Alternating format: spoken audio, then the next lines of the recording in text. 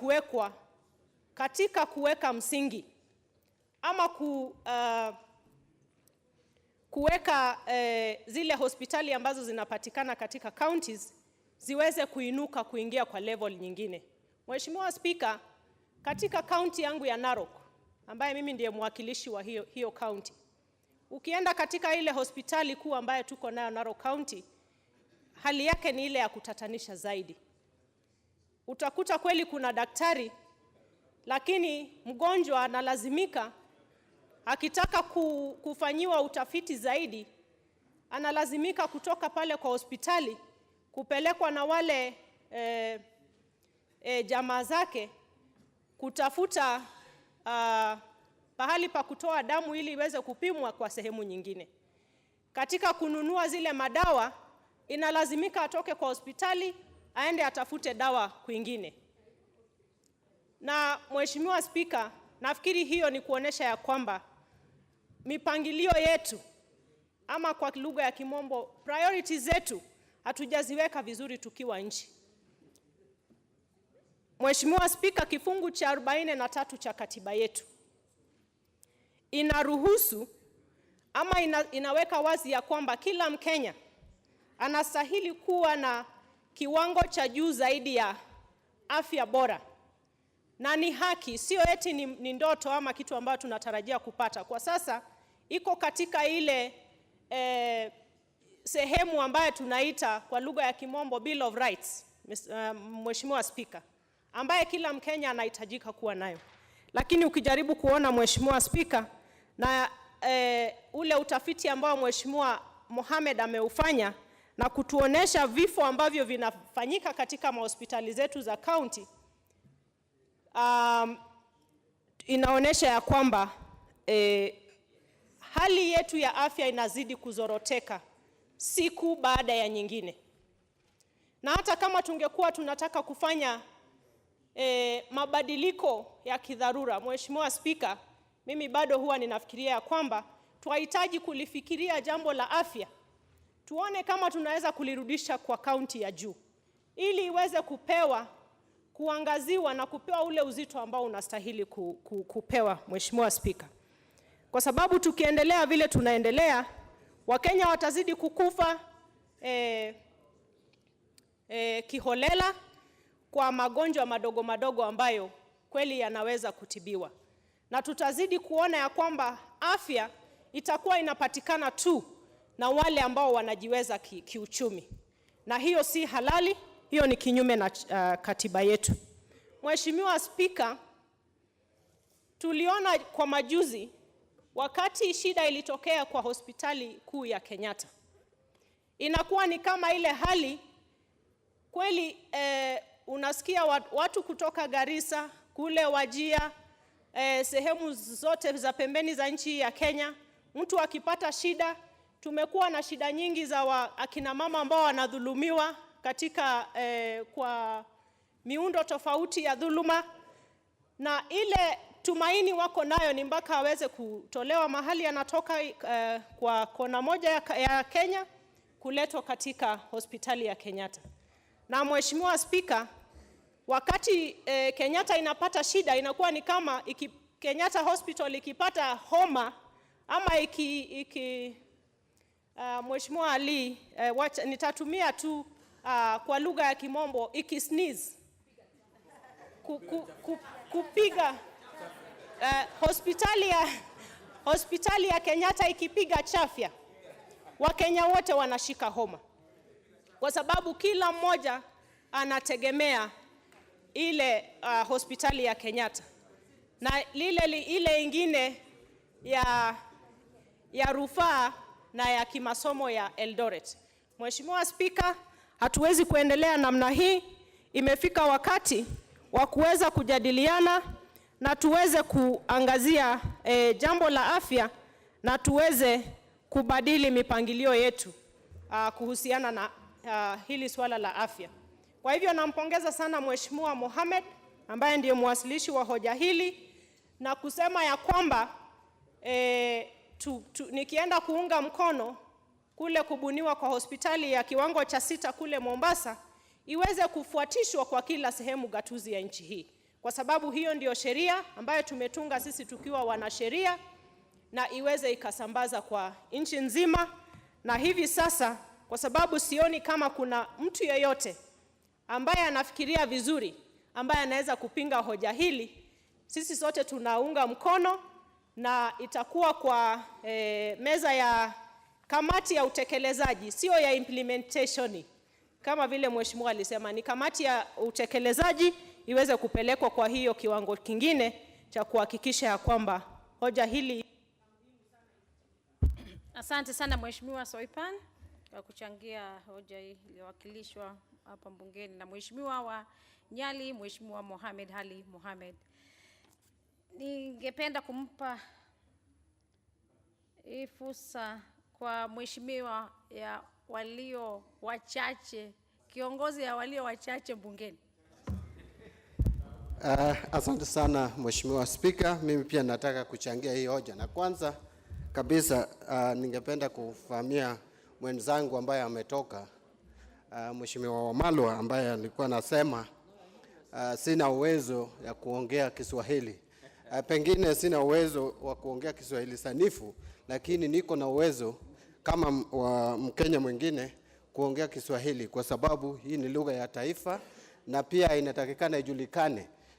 Mimi ni mtu ambaye nilisoma Kiswahili mpaka kidato cha 4, Madam Speaker, na pia hata nilipita, na hata siku ya leo kama wakati nilikuwa naingia bunge, kulikuwa watu walikuwa wanapewa mtihani ya kufanya, lakini mimi nikapewa ruhusa kwa sababu nilifanya Kiswahili kwa mtihani ya kidato cha 4. Kwa hivyo Madam Speaker, si kweli ya kwamba Mbadi hawezi kuongea Kiswahili. Wacha niendelee sasa na kuchangia kwa hii mswada, Madam Speaker.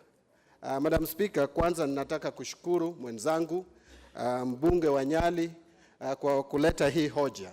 Ukisoma katiba yetu kifungo cha 43, maneno ya afya imepewa uzito zaidi. Hiyo kifungo inasema kila Mkenya lazima apate mtibabu ama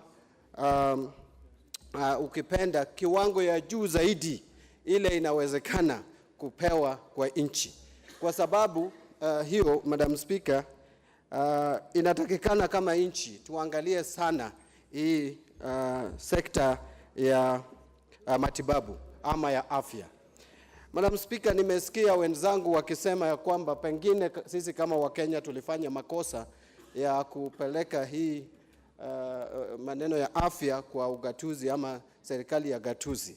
Na mimi ninatofautiana nao, kwa sababu ugatuzi ilikuja tu juzi mwaka wa 2013. Kabla ya hiyo tumekuwa na serikali ya juu kwa miaka zaidi ya 50. Na maneno ya matibabu ilikuwa imekuwa na shida na taswisi sana. Na hiyo ndiyo sababu sisi kama Wakenya tuliamua hii huduma lazima iwekwe kwa serikali ya ugatuzi, ndiye sisi wenyewe hapo chini, ile tunaweza sema ni grassroots, tuangalie vile tutatibiwa. Na ninaendelea kusema hii mswada haitakikani tuache tu tuweke tu level 6, hospitali ya level 6 Mombasa peke yake.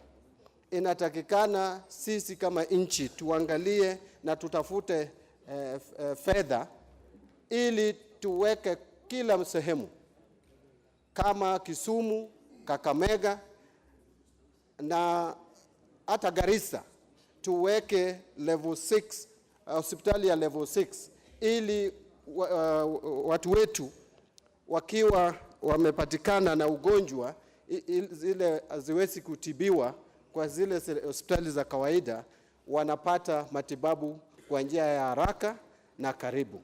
Madam Speaker, mimi mwenyewe ningependa tuunge mkono hii hoja na tufuate, tusipitishe tu hapa na ikufie hapo ama ikwamishe hapo. Inatakikana ile kamati ya bunge, na hiyo iko na jina ngumu sana. Nilisikia mwenzangu akijaribu kubatisha hiyo kamati sijui alisema ni implementationia, kitu kama hiyo, lakini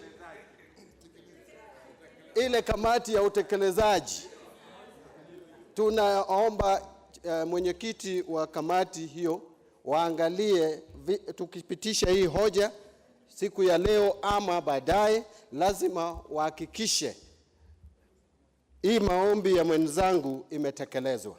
Asante sana Mheshimiwa Spika, na nimeunga mkono. Asante sana mwakilishi wa walio wachache mbungeni, Mheshimiwa Badi. Mheshimiwa, niko na request 37. And allow me speaking kwa Kimombo, so that we can all communicate, even those who can't understand and are still learning Kiswahili. But as per our standing order number 77, it's clear on the proceedings of the House that all members are equal in this parliament. Please let us allow the Speaker do our duties. Tutafikiwa zote. Ningependa kumpa fursa hii kwa Mheshimiwa Chairman wa Public Accounts Committee, Opio.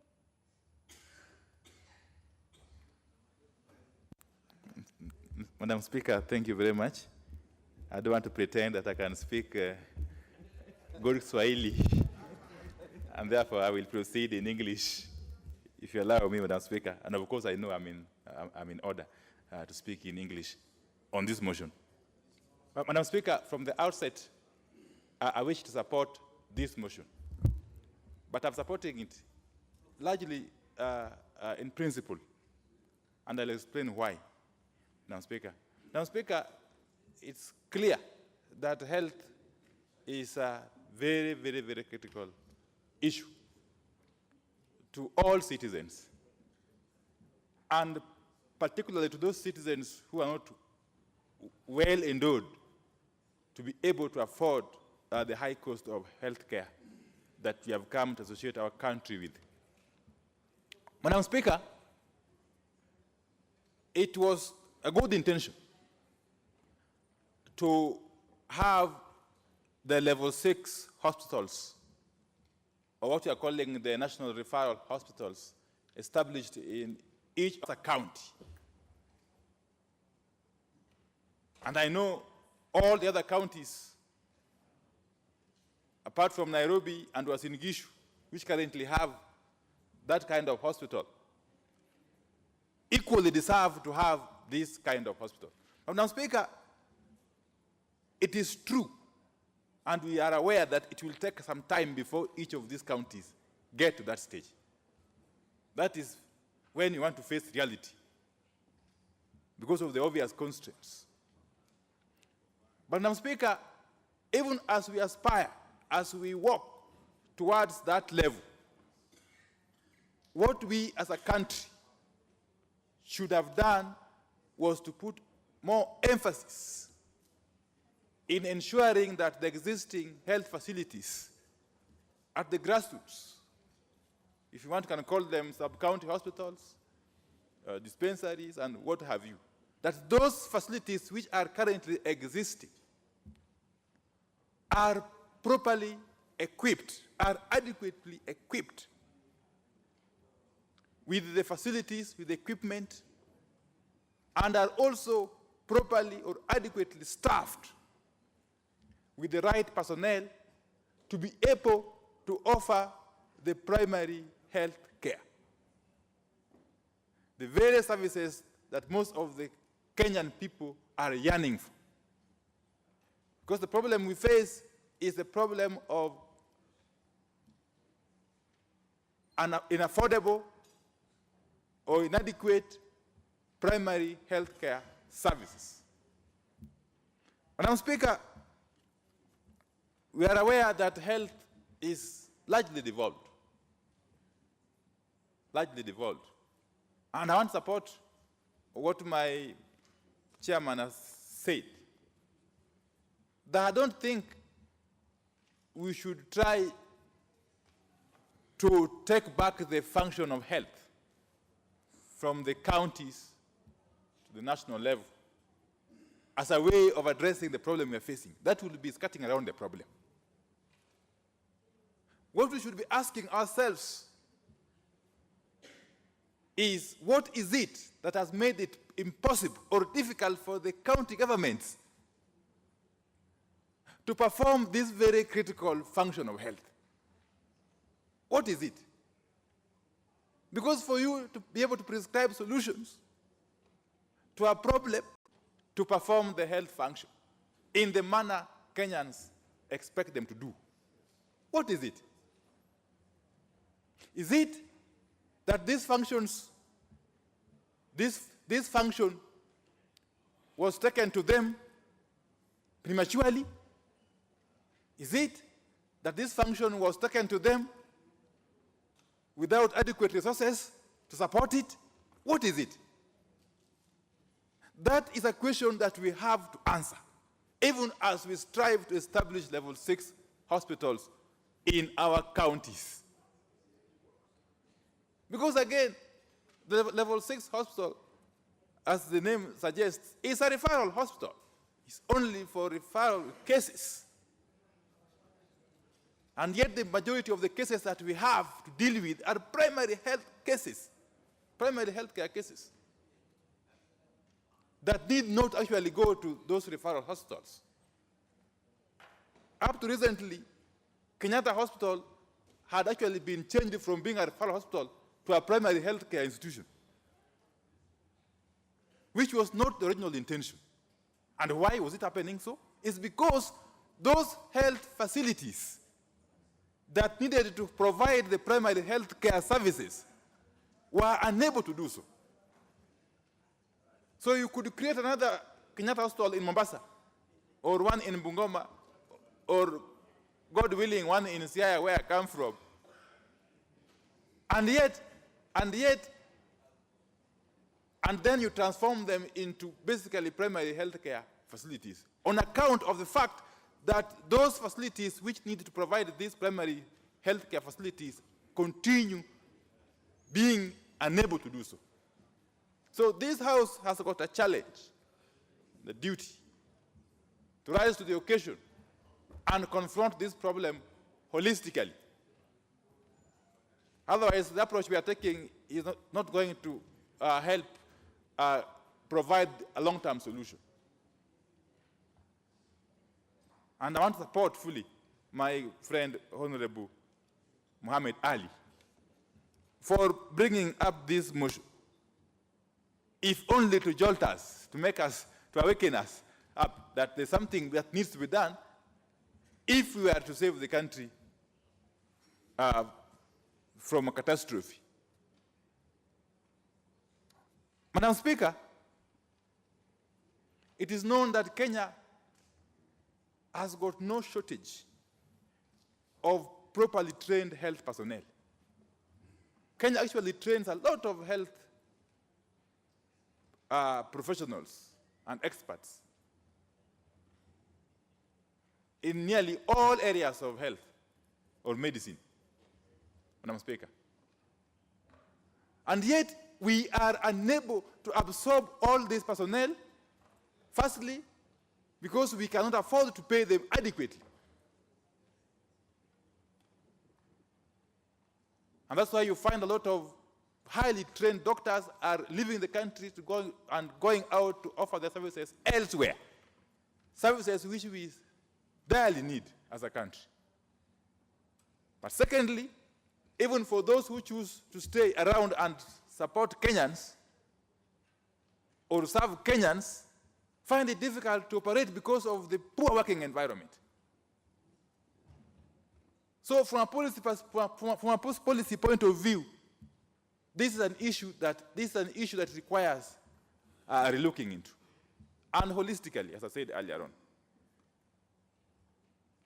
And this House has got a standing committee on health. Standing committee on health with members who are very competent and chaired by a very competent chairperson. So they have a challenge to make a difference in this 12th parliament. the country will be looking upon that committee to provide a roadmap towards addressing this problem that we seem to be skirting around, firstly as a house and secondly as a country. So, Madam Speaker, without really belaboring the points, I wish to support. Thank you. Thank you, Honorable Wantai. Honorable Korere.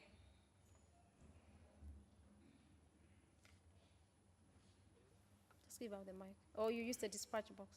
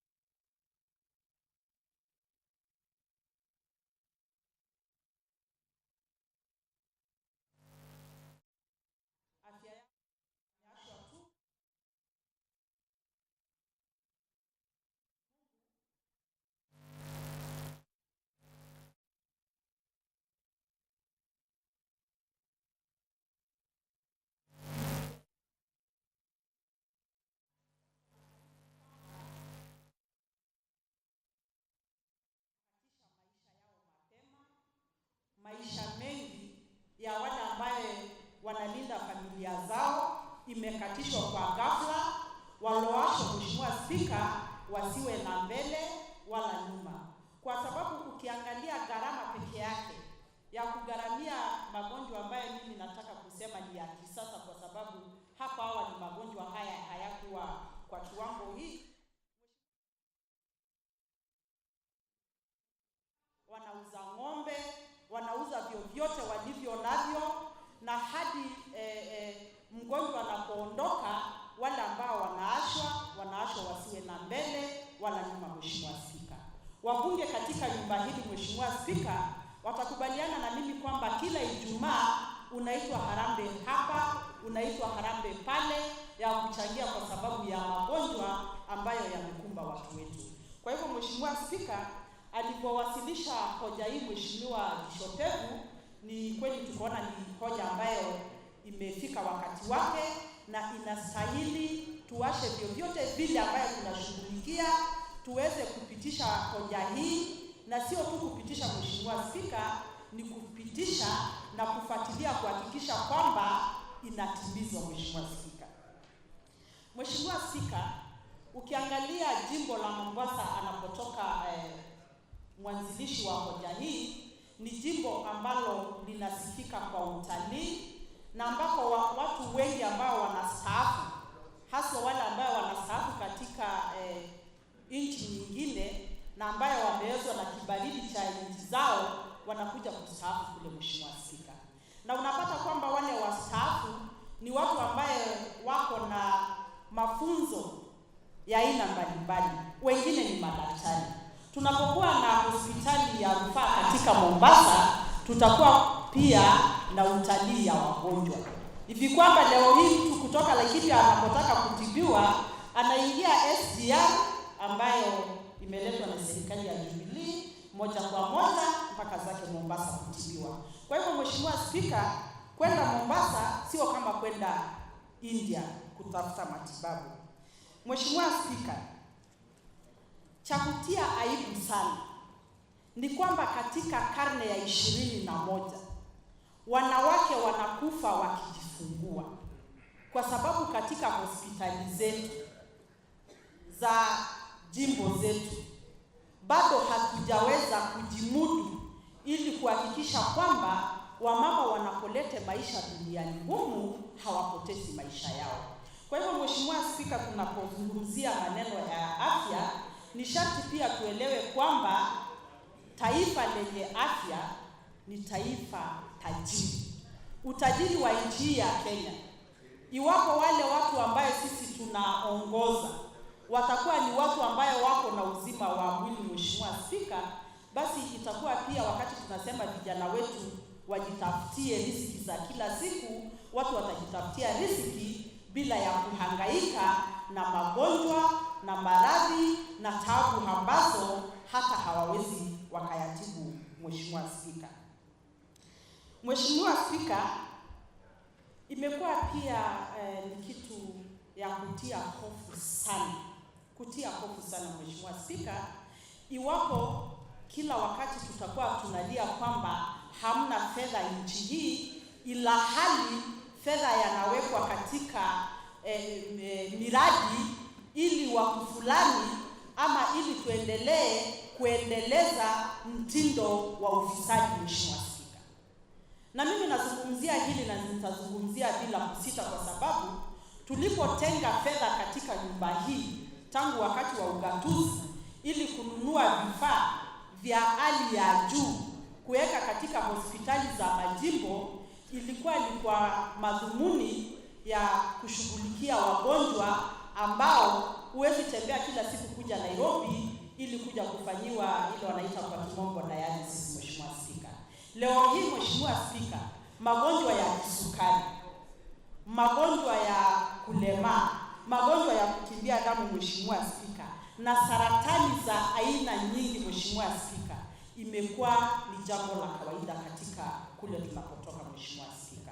Kwa hivyo tunataka pia kusema, iwapo kuna fedha zinatengwa ili ifanye kazi hiyo, isikuwe ni fedha tu ya kutenga kununua vifaa, kununua mashine ya hali ya juu, jinsi mnenaji aliyowakilisha hoja hii aliposema kwamba imekuwa tunatia dunia pumzi, kwa sababu Mheshimiwa Spika, inaeleweka baadhi ya majimbo tunapozungumzia sasa hivi wameweka kwenye nyumba za kuhifadhi mashine za mabilioni ya pesa, na hiyo pesa sio pesa imetoka kwa mfuko ya mtu, ni kodi ambayo wamelipa Wakenya.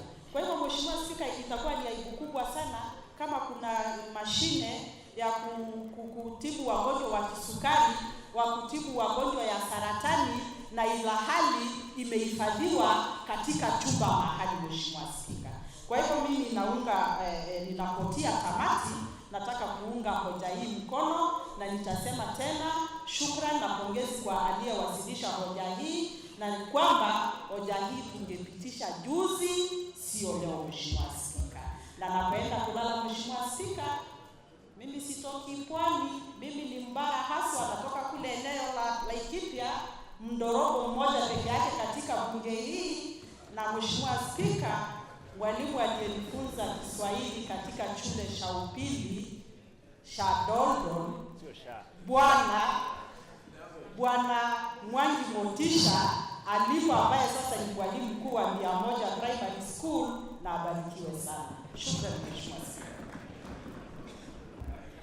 Asante sana. Mheshimiwa Makueni,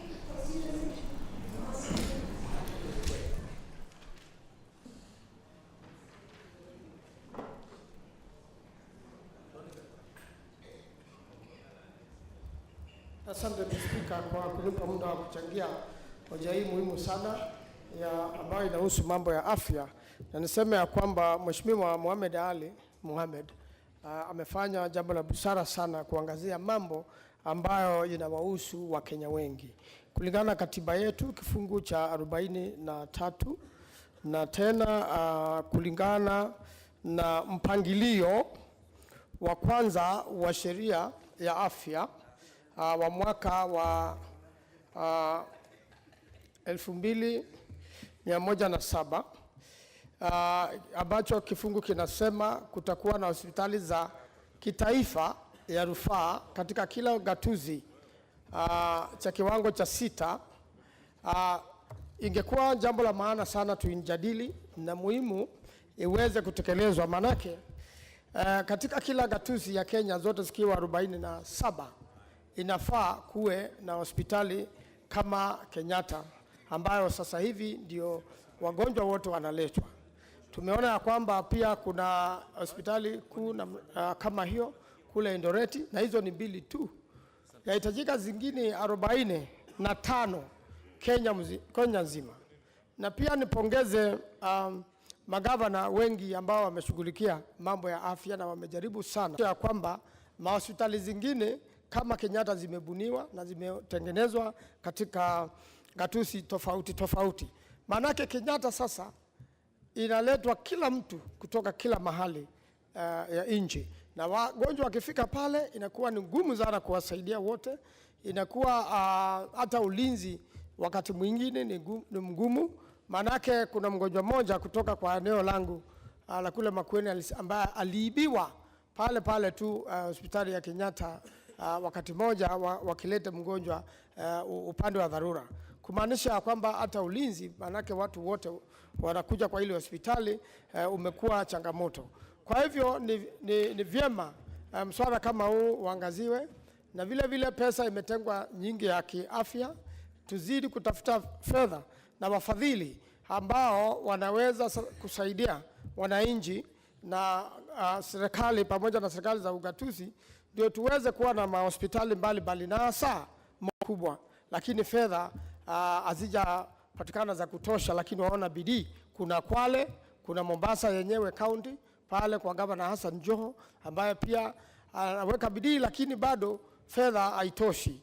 Na vile kuna Kilifi, na eneo hiyo yote kama ingekuwa na hospitali moja kubwa kwa haraka iwezekanavyo, kwa muda mfupi uwezekanavyo. Sasa serikali kuu ifanye kazi na serikali ya Mombasa ya ugatuzi, tuhakikisha kwamba ile hospitali imewekwa pale mara moja, na wafadhili wote na nchi zingine ambao tunasaidiana nao mambo ya afya na hata shirika afya duniani, tuhakikisha kwamba haya mambo yamefanyika. Lakini cha muhimu pia ni kuangazia mambo ya maji, maanake kukiwa na maji ya kutosha magonjwa hupungua kwa nusu. Na Daktari Sagor yuko hapa ambaye ni mbunge ambaye anaelewa mambo ya afya, na ninatumai hivi karibuni atachangia mambo haya kama mtu ambaye anaelewa mambo ya afya zaidi kuliko sisi ambao kama mimi ni wakili, lakini bado naiangazia isipokuwa si kwa ndani kama Mheshimiwa Sagor.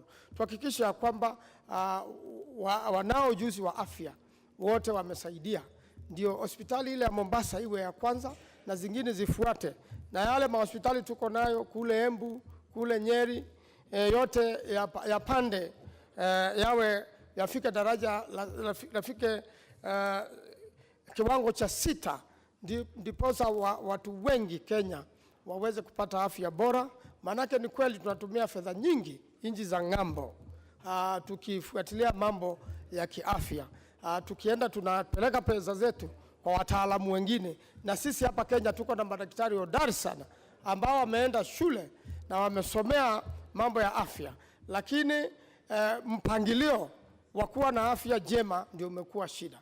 Na nikichangia hapo, ningependa kusema tumeona ya kwamba tuko na madaktari hapa kwa bunge, lakini kiongozi wa kamati ya afya hapa sio daktari. Tumeona ya kwamba principal secretary, mwandishi wa afya wa wizara ya afya, hata yeye pia si daktari. Hata waziri wa afya sio daktari.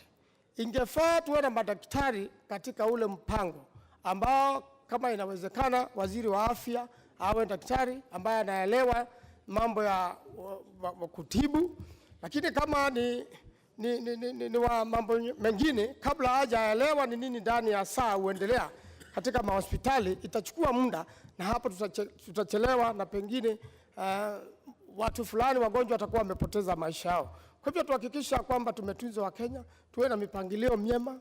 Umeona sasa upinzani umesema kuwe na maongelezi na tuweze kusaidiana Wakenya wote wapate huduma ambayo inafaa. Kwa hivyo ningependa kusema kwamba naunga mswada huu mkono sana. Nasema kule Kakamega gavana wa kule anajenga hospitali kubwa zaidi kule, akitumia pesa ambazo amepata kutokana na ugatuzi, na akiongea na wafadhili, na hivyo huyo marake ameonyesha bidii awe wa kuigwa na magavana wengine. Kama vile nimesema, gavana wangu Kivutha Kibwana hata yeye amesonga mbele, na tunaona magavana wanafanya bidii. Kwa hivyo hao magavana ambao wanafanya bidii, hata pia wao waungwe mikono, ndio hizi hospitali 47 ziweze kupatikana kwa haraka iwezekanavyo. Kwa hivyo nashukuru na naomba kuunga mkono. Asante. Asante sana Mheshimiwa Manzo. Lugha ya mama ya Mheshimiwa Manzo iko karibu na ya Mombasa. Nasema wako Mombasa mpaka huko Kibwezi East constituency kwa Mheshimiwa Jessica.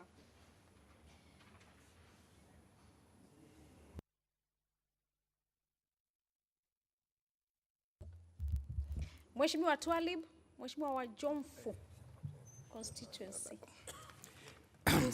Haya, asante. Asante sana Mheshimiwa Spika kwa kuweza kunipatia fursa hii ili na mimi kuweza kuchangia. Kwanza nataka kuunga mkono hoja hii. Kwa shauri hoja hii ni hoja muhimu sana. Na vile vile kumpongeza jirani yangu, ndugu yangu Mohamed Ali, ambaye ni mbunge wa Nyali kule Mombasa, na ambaye tumetoka katika kaunti moja, kwa kuleta hoja hii ambayo tutaweza kuwa na mapendekezo ya kuwa na hospitali ya rufaa katika mji wa Mombasa. Na vile vile naongezea sisi tukiwa wanasheria kuwa katika kipengee cha 25 chatupatia nguvu sisi kuona, na tumependekeza katika nchi hii katika kila gatuzi kuona kuwa tumepata hospitali ya rufaa, yani hospitali ya level 6. Na leo hii nataka kusema kuwa mapendekezo haya yataweza kutusaidia, kwa sababu mfano kama kule kwangu Jomvu kulitokea matatizo makubwa sana katika sehemu ya Winohuru, ambayo kulikuwa na athari za sumu. Tuliona kuwa katika kaunti ya Mombasa kupitia Governor Ali Hassan Joho walijaribu kuweza kuwatibu wananchi wangu ambao waliathirika kwa ile sumu.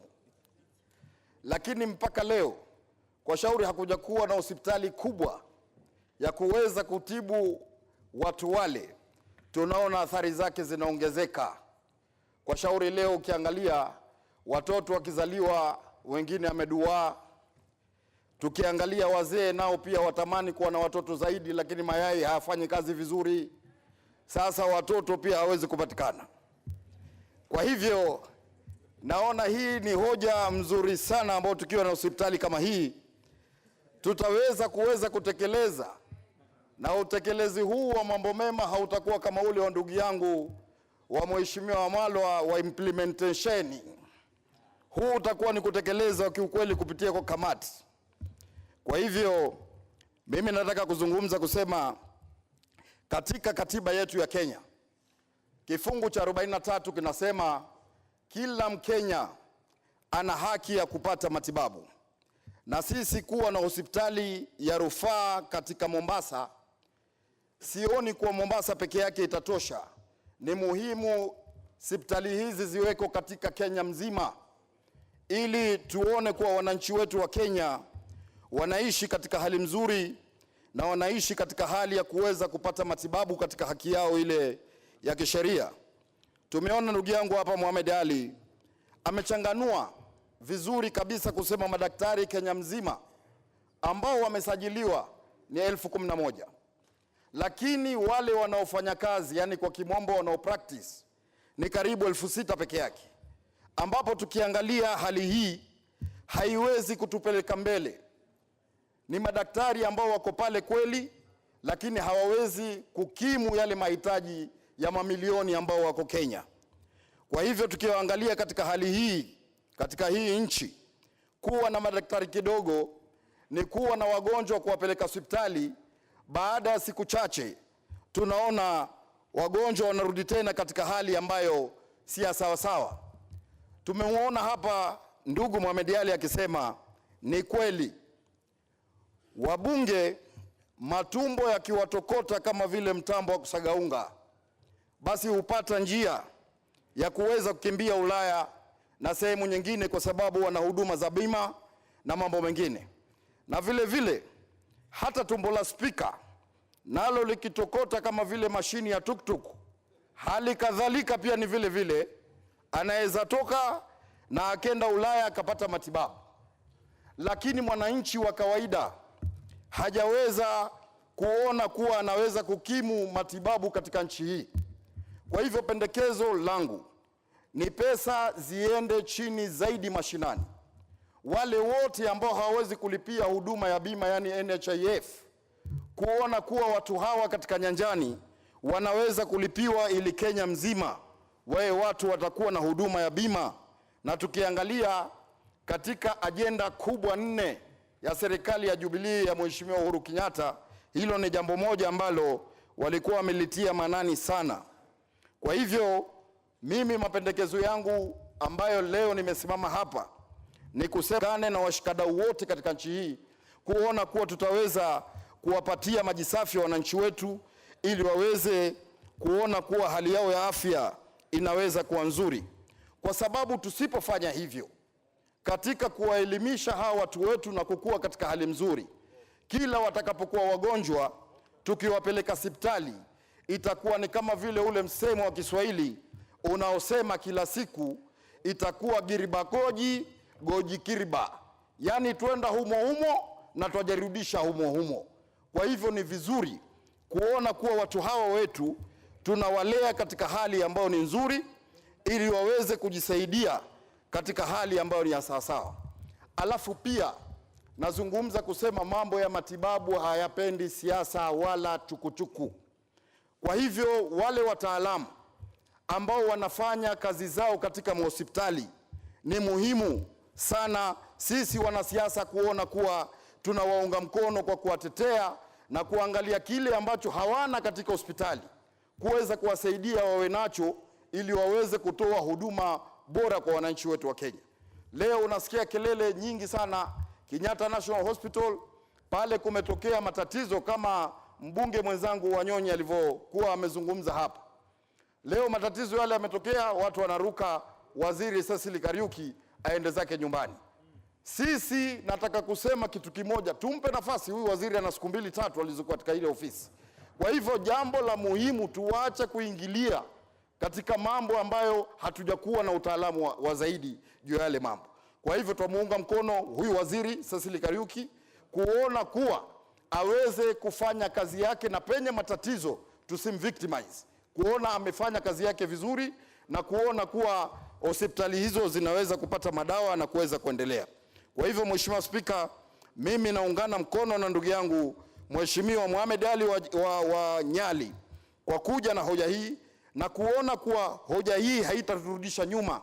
Kamati ya utekelezaji ifanye juhudi kuona kuwa yale tuliyokuwa tumeyafanya yaweze kutekelezwa. Serikali kupitia kamati ya bajeti ione kuwa pesa zimetengwa, ili na sisi kando na kuwa na hospitali ya rufaa ya Eldoret na hii ya hapa Nairobi, na sisi watu wa Mombasa tuweze kujivunia kuwa na hospitali kubwa.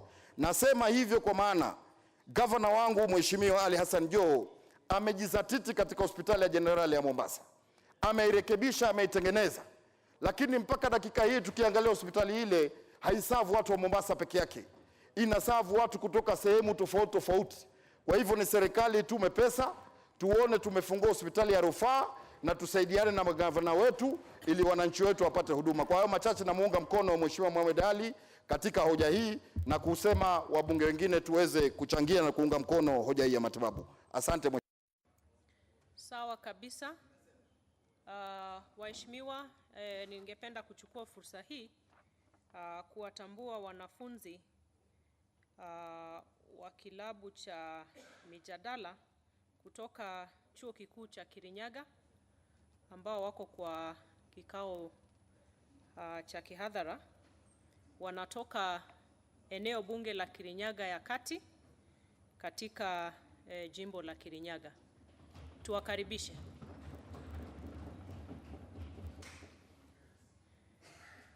Mheshimiwa Chebet Tum. Madam Speaker, nataka kuunga mkono hoja hili iliyoletwa na Ali.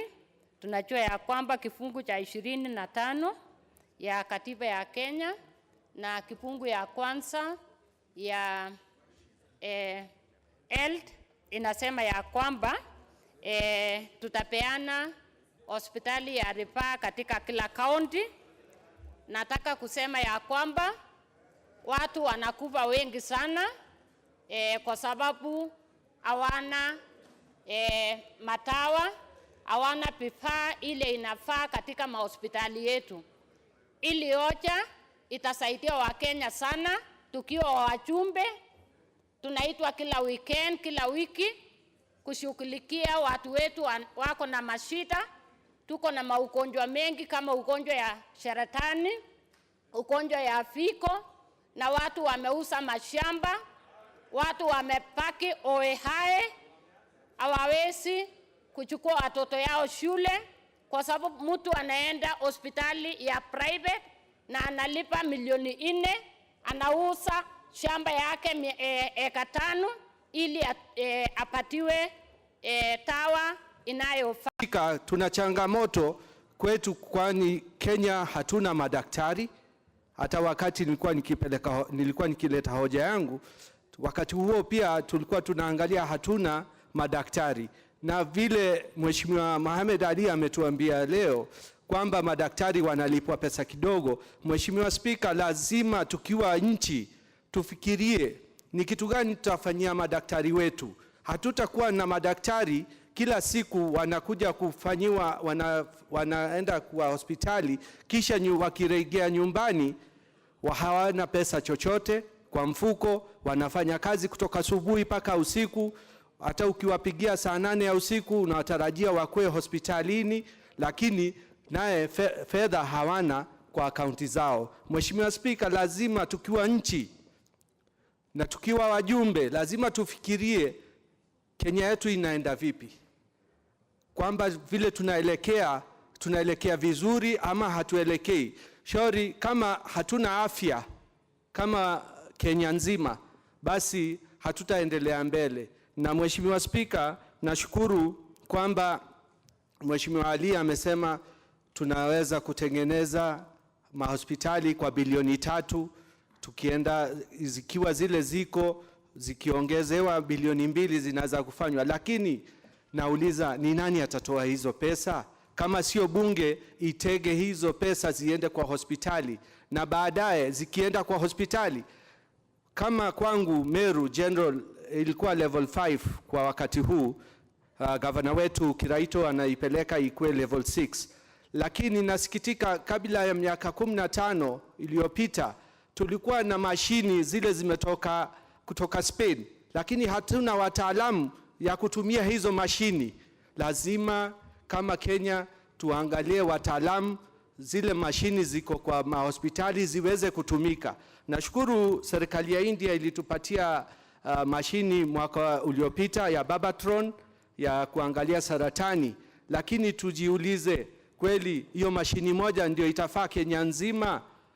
Milioni 45. Lazima tukiwa kama serikali, tukiwa wajumbe, tupitishe pesa zile ziangaliwe ziende, zisikue kama scandals kama zile za health afya house tunazisikia bilioni 5 zinapotea. Wale wamechukua hizo pesa, Mheshimiwa Speaker, lazima wachukuliwe hatua. Pia Mheshimiwa Speaker, kama tutawadhulumu madaktari, huyu daktari wale tunaambiwa Kenyatta National Hospital mwezi uliopita ama ni wiki kabla ya 2-3 alifanya operesheni, ilienda vibaya, kwamba alimfanyia operesheni mtu ule alikuwa hasiofaa. Mheshimiwa Speaker, kama angekimya, nani angejua amefanya vibaya? Hakuna mtu angejua. Ni mzuri alisema amekosea. Sasa tukiwalaumu hawa, Mheshimiwa Speaker, pia Mheshimiwa Waziri Cecily Kariuki yeye amesema hajamvuta ule CEO Lily Koros, amesema akae kando ndio hiyo mambo iangaliwe ni pali. So lazima tujue kwamba tukiwa tunataka kuendesha Kenya, lazima mtu ajue hata huyu ndugu wangu hata akiwa kabila mwingine ni ndugu yangu. Shauri ugonjwa haijui ndugu wala dada. Mheshimiwa Spika, sitazungumza zaidi nikisema kwamba tunafaa tukue na hospitali za rufaa Kenya mzima na tuweze kupeana pesa, na pia tukizifanya hizo hospitali za rufaa ziangaliwe kutoka serikali kuu na sio za ugatuzi, because kwa sababu hawawezi magovernors hawawezi kutekeleza wajibu wao kwa kuta katika ziwa ndio eneo kubwa sana la kuingiza mizigo na kuingia Kenya kwa kishindo. Na ingekuwa ni muhimu sana, Madam Speaker, kama vile tumepata gari moshi la mwendo hivi majuzi, ni vile vile tukapata mambo mengine kwa mwendo haraka na ikiwemo kiafya.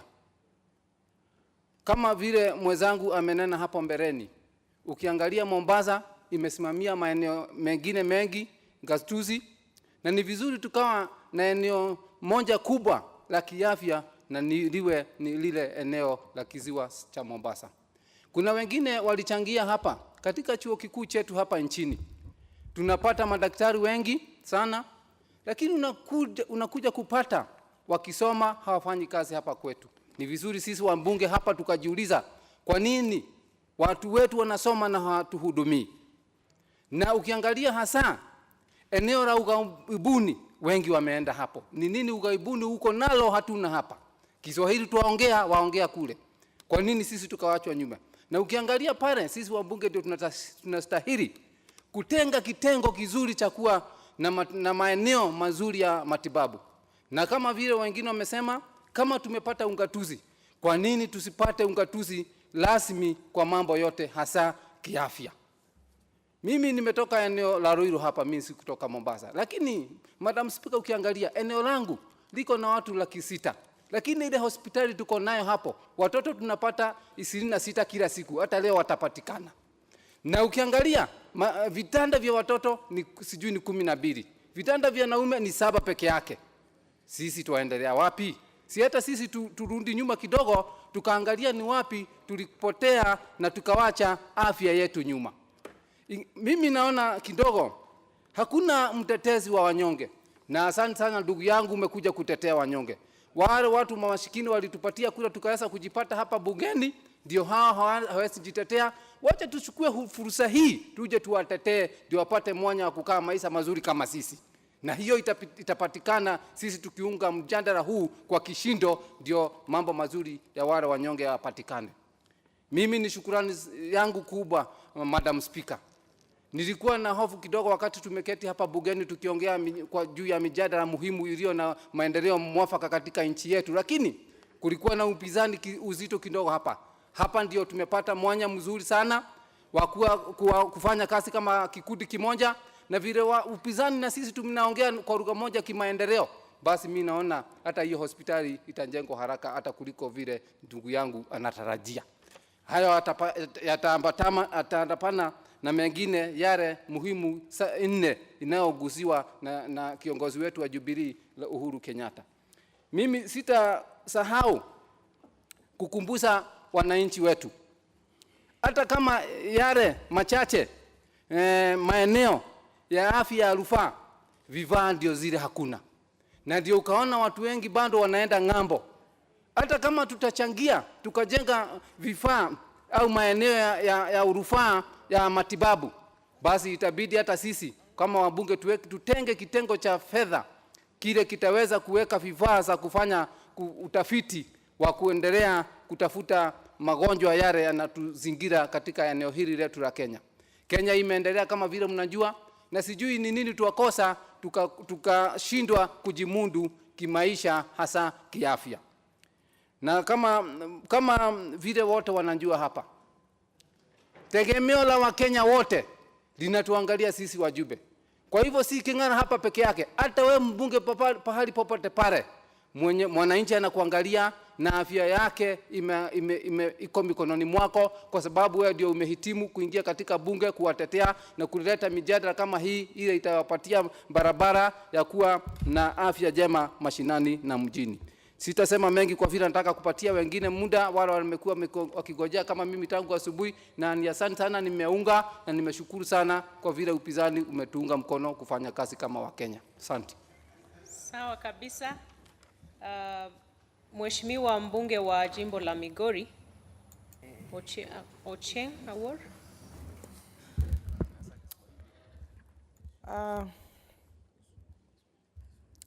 Thank you very much, Madam Speaker.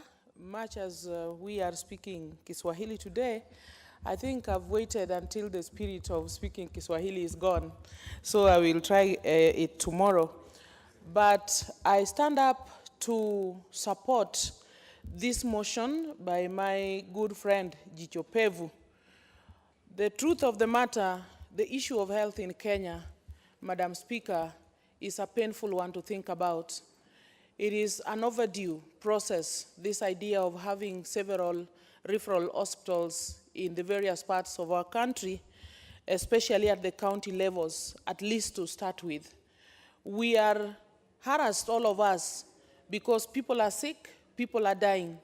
When we go to the counties, when we go to the constituencies, the communication is one: death, sickness, death, sickness. Like the case of cancer, quite a number of our women in particular are dying of cancer, especially cancer of the uterus and the breast. We all know that these days the medics are saying they can actually be helped if there are equipments and facilities that can detect this kind of disease in good time. So we fully support this motion. Why? Because look at the case of Migori County, for example. In Migori, we have a level 4 hospital, and this hospital has nothing.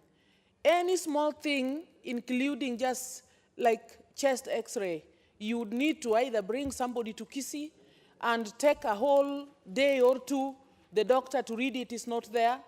Any other serious case than that has to be brought all the way to Tenwek. And it is quite a distance. These people are living, some of them below poverty levels. And even that transport to bring them to these far hospitals is a big issue. So I think it is our humble appeal that, putting everything else aside, the government, whether national or devolved circumstances, we need to look at the health of the children especially.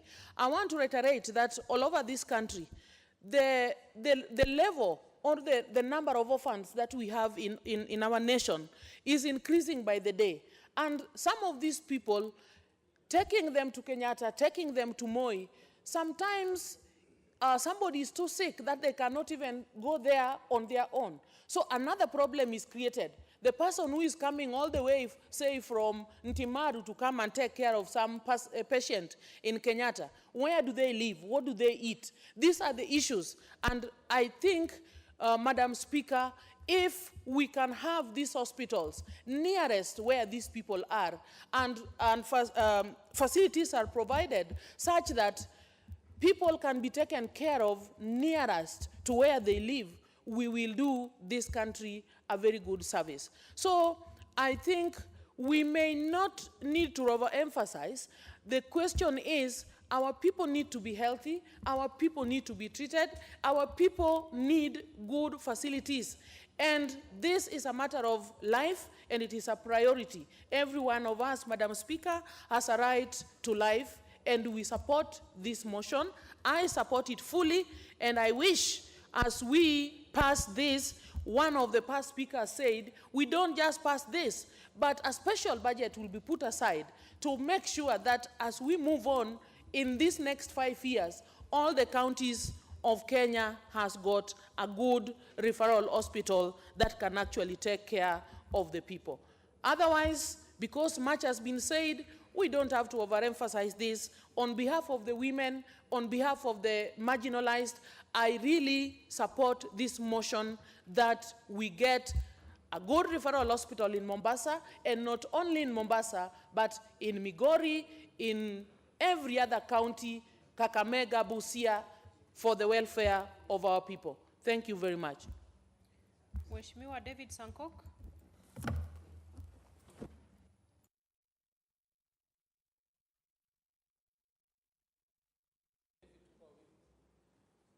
I'm the majority leader.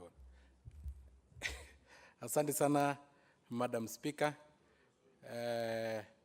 Kiswahili ni lugha letu la taifa na lazima tujivunie kabisa kama Wakenya. Madam Speaker, protect me. Kwa hivyo Mheshimiwa, utahitaji kutoa uamuzi kama utaanzisha kwa Kiswahili, ukamilishe kwa Kiswahili. Ukiamua kuanzisha kwa lugha ya Kimombo, umalizie kwa lugha ya Kimombo.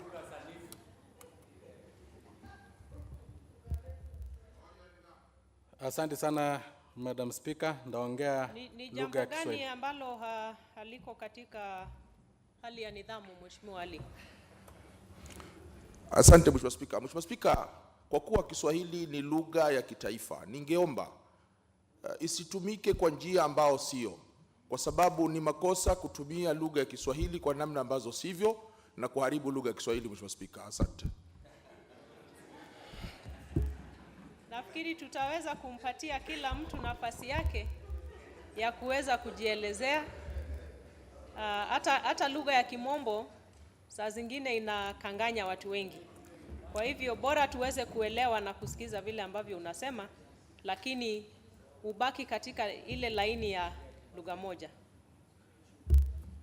Madam Speaker, asante sana, na kama mheshimiwa yeye anatoka Mboa Pwani na labda Kiswahili yake kidogo iko juu kidogo, sisi pia tutajikakamua. Na leo hii tunaongea Kiswahili.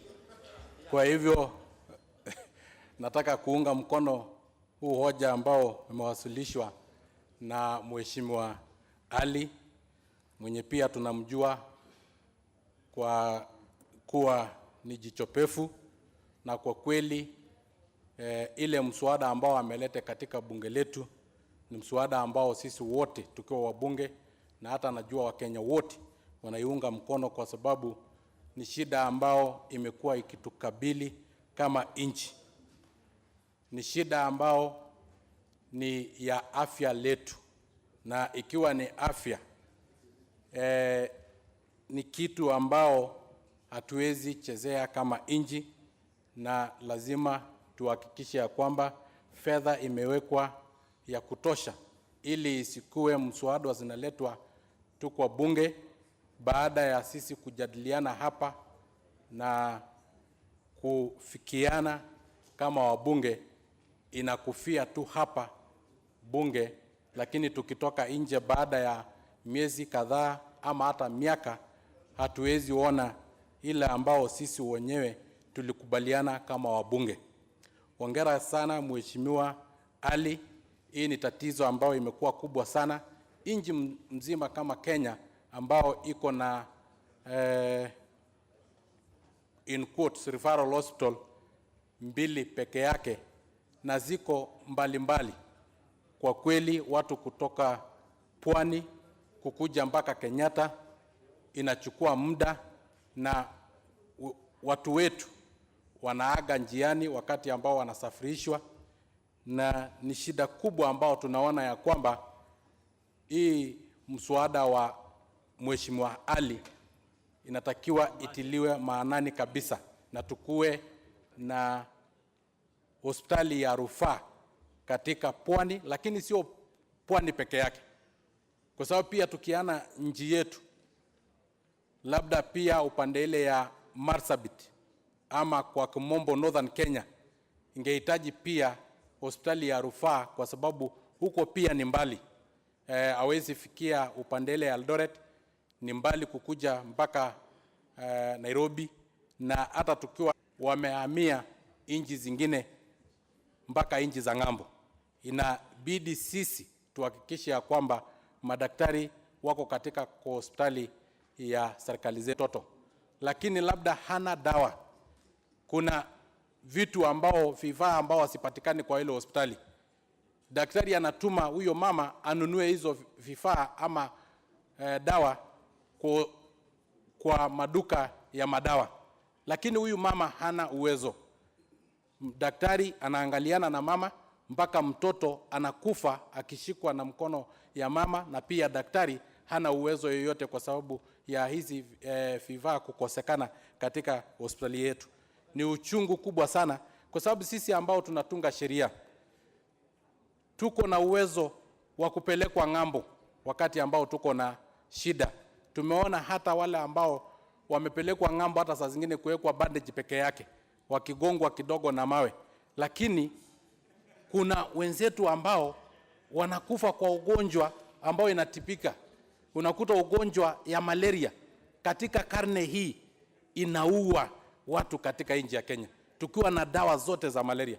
Unakuta ugonjwa ya pneumonia inaua watoto katika hii nchi yetu ya Kenya, ambao tuko na dawa ya kuweza kukabiliana na magonjwa kama hayo, lakini kwa sababu madawa hiyo haipatikani kwa hospitali na haipatikani kwa urahisi, sasa afya inakuwa ni ya watu ambao wako na pesa.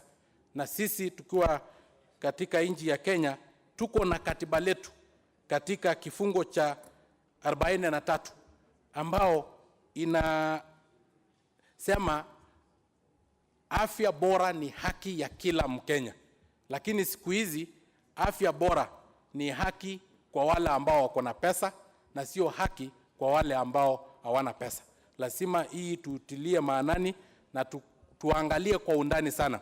Nataka Madam Speaker pia kuambia Mheshimiwa Ali, hii tukishapitisha, kwa sababu wewe ndio umeleta hiyo hoja, tafadhali fuatilia, na kama inabidi urudi bunge ili tuweze kupatiana instruction in quotes, itabidi, kwa sababu isikue inakufia hapa tu bungeni, ili tuweze kuona ile ambao tutasikizana nayo hapa tuweze kuona katika mahospitali zetu na Wakenya wote waweze kupata matibabu.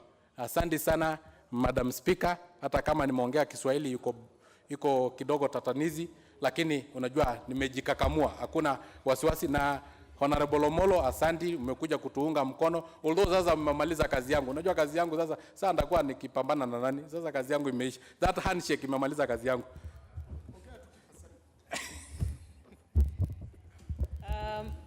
Mheshimiwa Bayaya, Kilifi North. Asante sana Bi Speaker kwa kunipatia nafasi hii, na nimesimama kuunga mkono hoja ambayo imeletwa na ndugu yangu Ali ambaye anatoka kule mkoa wa Pwani, na kwamba hospitali ya rufaa ya kiwango cha 6 Pwani imekuwa muda mrefu kufika. Na mimi ningependa kuongelea kwa nini hospitali hii ya Mombasa iwekwe kama hospitali ya rufaa. Kwanza, kuna magonjwa mengine hapa duniani ambayo huwa yanaathiri sana watu ambao wanaishi katika pwani, ambayo hayawezi fanyiwa utafiti katika maeneo mengine na matibabu yake yanafanyika vizuri yakifanyiwa pale pwani. Sasa hii pale Mombasa na pwani kuna ugonjwa umeitwa kikungunya ambao umekuja unaathiri wa pwani peke yake. Kuna magonjwa mengine kama ya matendeguu, magonjwa ambayo yako pale pwani peke yake, ambao kupata matibabu yake hayawezi patwa mahali pengine pale nchini Kenya. Kwa hiyo kama tunataka kusaidia watu wa pwani na kuhakikisha kwamba watu wa pwani na wa Mombasa wamepata haki yao ya kikatiba katika fungu la 43 ya kikatiba, basi ni haki kwamba hospitali ya Mombasa iwekwe kama hospitali ya rufaa. Pili, hospitali ya Mombasa ile imekuwa pale muda mrefu kabla hospitali zingine hazijajengwa hapa Kenya, pengine Kenyatta peke yake. Lakini hospitali ile imesahaulika, na ni hospitali ambayo wakati wa ukoloni na wakati wa Jamhuri ya kwanza ilipoanza ilitiliwa maanani sana na ikapewa kila kitu, lakini ilifika wakati ile hospitali kaachiliwa, na sasa tuko na wakati mwafaka, na ndugu yangu Songoka amesema ile handshake. Sasa tunataka ile handshake pia ifike pale Pwani, tuone matunda yake katika ile hospitali, iwe hilo ndilo jambo tunda la kwanza tunalolipata wa Pwani kwa ile handshake hiyo, sisi wa Pwani tutafurahi. Kwa hiyo pengine hata ningefanya ukarabati wa huu mswada kusema kwamba haya mambo yawekwe katika bajeti ya mwaka huu wa kifedha unaofuata, ili tuhakikishe kwamba hospitali ya rufaa ya Mombasa inatimilika. Tatu, hospitali ile inasaidia magatuzi mengine karibu 8. Manake Kibwezi, Makueni wote huteremka Mombasa. Lamu, Tana River, Taita, Kilifi yote huteremka Mombasa kutafuta matibabu. Watu wengi zaidi ya watu milioni 10 hapa nchini Kenya huja katika ile hospitali kutafuta matibabu. Lakini ukiangalia zile ambulansi ambazo zinakuja Mombasa, zote zinaenda katika private hospital ama hospitali za kibinafsi ambazo zina gharama kubwa sana na watu wetu hawawezi. Jambo lingine ambalo ningependa kusema, kuna ugonjwa wa saratani ambao nchini umekithiri, lakini ugonjwa wa saratani umekithiri zaidi Mombasa na Pwani kwa sababu ya yale yanaitwa madini mazito ama heavy metals ambazo ziko pale. Na kwa sababu ile ukiangalia katika utafiti, ukiingia Kwale kwa sababu ya madini mazito yako pale, watu wa Kwale wanapata saratani. Ukiingia Kilifi kwa sababu ya madini mazito ya iron ore ama ya chuma, madini ya titanium, madini ambayo kwa sababu ya bahari kuna carbon ama kaboni ambazo ziko pale nyingi, ambazo zinafanya kwamba watu wa Pwani wanapata saratani kwa urahisi kuliko sehemu zingine zile za Kenya. Na kwa sababu ile, na kwa sababu pia ya uchafuaji wa hewa ambao unafanyika Mombasa, kwa sababu Mombasa ni bandari kubwa ambayo inakuja, tunasema kwamba tukitaka kusaidia hali ile, basi hospitali ya Mombasa kwa haraka iwe referral hospital ama hospitali ya rufaa. Nikimalizia, Bi Speaker, tunaona kwamba kwa sasa kuna utafiti ambao unafanywa pale kwetu Kilifi. Sisi kuna kitengo kinaitwa KEMRI ambacho kinafanya utafiti wa magonjwa ama yale yanaitwa tropical diseases. Lakini wakimaliza ule utafiti ambao kwa sasa imeonyesha kwamba watu wengi wa Pwani wanaathirika na tropical diseases ambazo matibabu yake yanaweza patikana katika hospitali ambazo haziko hapa Kenya. Tukifanya ile hospitali ya Mombasa kuwa ya rufaa na tufanye madaktari na vyombo na mashine ambazo zinafanya haya matibabu kupelekwa pale, yatasaidia sana watu wa Pwani. Na kwa sasa kuna vyuo vikuu viwili pale Pwani ambavyo vinajaribu sana kufanya mafundisho ya udaktari. Chuo cha Pwani ambacho kiko pale Kilifi na chuo cha Mombasa kiko pale kinaitwa Technical University of Mombasa. Hivi vyuo vimeshindwa kutoa mafundisho ya matibabu kwa sababu hakuna hospitali ya rufaa na ya mafundisho. Na kama tunataka kukuza hivi vyuo vyetu, viwe vyuo ambavyo vinaheshimika na kuhakikisha kwamba masomo ya mambo ya udaktari hayapatikani Nairobi ama bara peke yake, basi tuna wajibu sisi kama Wakenya na taifa hili na serikali ambayo iko mamlakani kuhakikisha kwamba kwa haraka sana hospitali ya Mombasa imefanywa hospitali ya rufaa na hospitali ya mafundisho kama vile Eldoret na vile ama Kenyatta vile iko. Bi Speaker, nataka kusema asante sana na matumaini yangu makubwa kwamba mjadala huu utatiliwa manani na serikali na kwamba hivi karibuni, na kabla sijasahau, katika maono 4 makubwa ya rais ambayo ametangaza, jambo moja ambalo ametilia manani ni ruwaza ya universal health ama matibabu kwa kila mtu, ambayo katika yale mambo yake makubwa 4, kama tutafikia yale malengo yake, basi inatubidi sisi wa Kenya na serikali iangalie kuhakikisha kwamba matibabu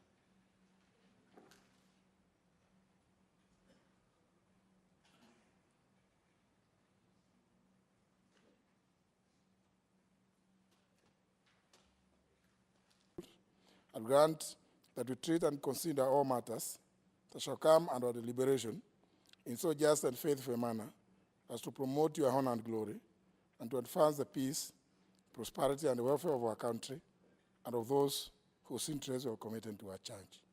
Amen.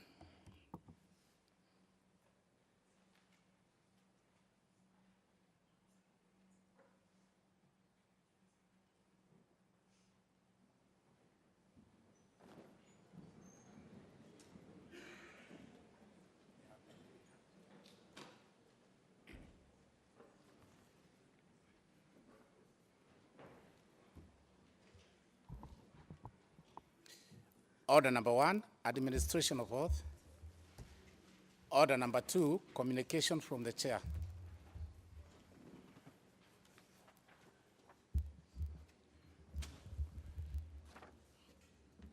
Honourable members, I wish to introduce to you a delegation from the Parliament of Uganda. The delegation seated at the Speaker's row comprises of members of staff from the Committee on Commissions, Statutory Authorities, and State Enterprises as follows. 1, the Honourable Medad Segona Lubega, MP, Leader of Delegation. 2, the Honourable Florence Namayaja, MP. 3, the Honourable Francis Takirwa, MP. 4, the Honourable Agnes Amende, MP. 5, the Honourable Abigaba Mirembe, MP. And Ms. Justine Namubiru, a parliamentary officer. Honourable members, the delegation has been in the country since 11th of March 2018 to interact with our watchdog committees and other government accountability offices. On behalf of the House, on my own behalf, I wish to welcome them to the National Assembly and wish them fruitful engagements during their stay in the country. I thank you. Order number 3, messages.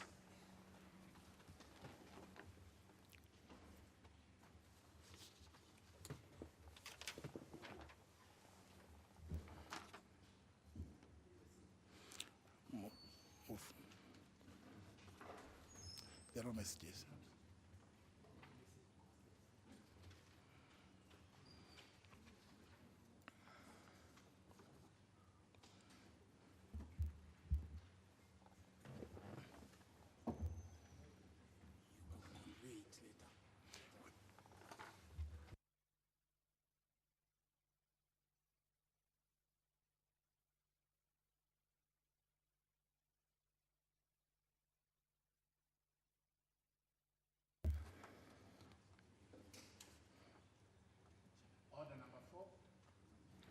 Order number 4, petitions. Order number 5, papers. Chair, Budget and Appropriations Committee.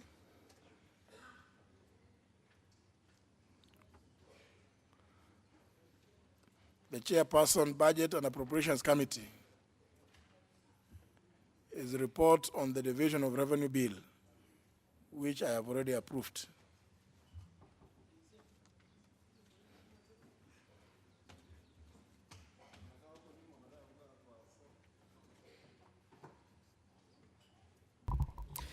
Thank you, Mr. Speaker. Sorry.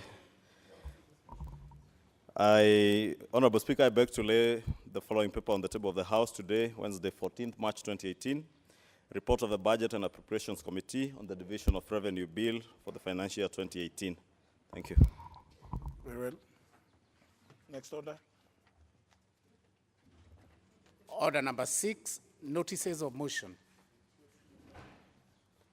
Order number 7, statements.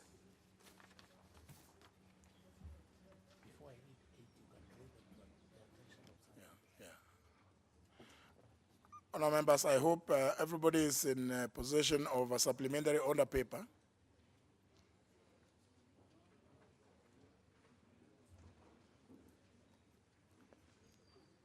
There is a supplementary order paper necessitated by the need to put questions on two motions. Order number 8, the statute law miscellaneous amendments, number 3 bill, National Assembly Bill number 44 of 2017, a bill for an act of parliament to make minor amendments to the statute law.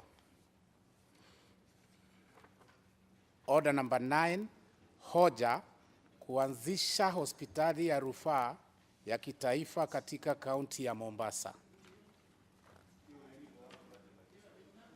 Uamuzi. Is here is the chair of the committee. Now it's not possible. We are not in a court of law where you engage some lawyer to defend you, and you can choose to remain silent as your lawyer speaks, or rambles on and on and on. By the few people, like the commissioners who are mobilized people, they might not know. But you can see from the presentation that was given is that the public do know and they do understand what the content of the bill, particularly and most importantly, the local content that is indicated under section 234 of the two bills. And I think it is important to, it is not that when we sit, we agreed to go, we decided to go to Nakuru, not to Nakuru Town East, but to go to where geothermal is, and that is Naivasha and also now the neighboring Narok. And in Nakuru, we went there to the assembly so that we could also get what the county assembly think on matters of revenue sharing. But basically, I agree with what Honorable Ishongwa is saying. We need to have a formula on how we're handling public participation. Who brings the people who will be, who mobilizes? Because we are finding it very difficult. We went to Turkana, for example, and the people were so many, and they gave brilliant ideas from the villages. But again, you feel that either the member of parliament is burdened by the mobilization of bringing people there. So we need to define the public participation in a way that we don't burden a few other people who are supposed to mobilize people for the public participation. Well, of course, as the House, you also have a duty and obligation to provide that framework, whether you put it in form of our standing orders or indeed on standalone legislation.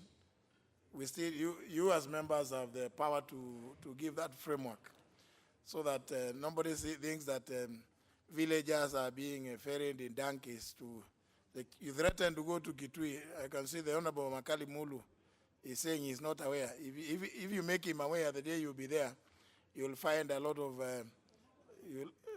people. No, there's nothing out of order. Or you are not given. There's nothing out of order. Now you are making this as the debate. It's not a debate.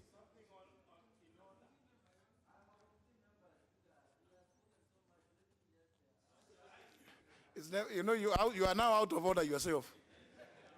Actually, it is out of order for you to rise in your place and start addressing yourself, because you are not addressing the House. That's not the proper way.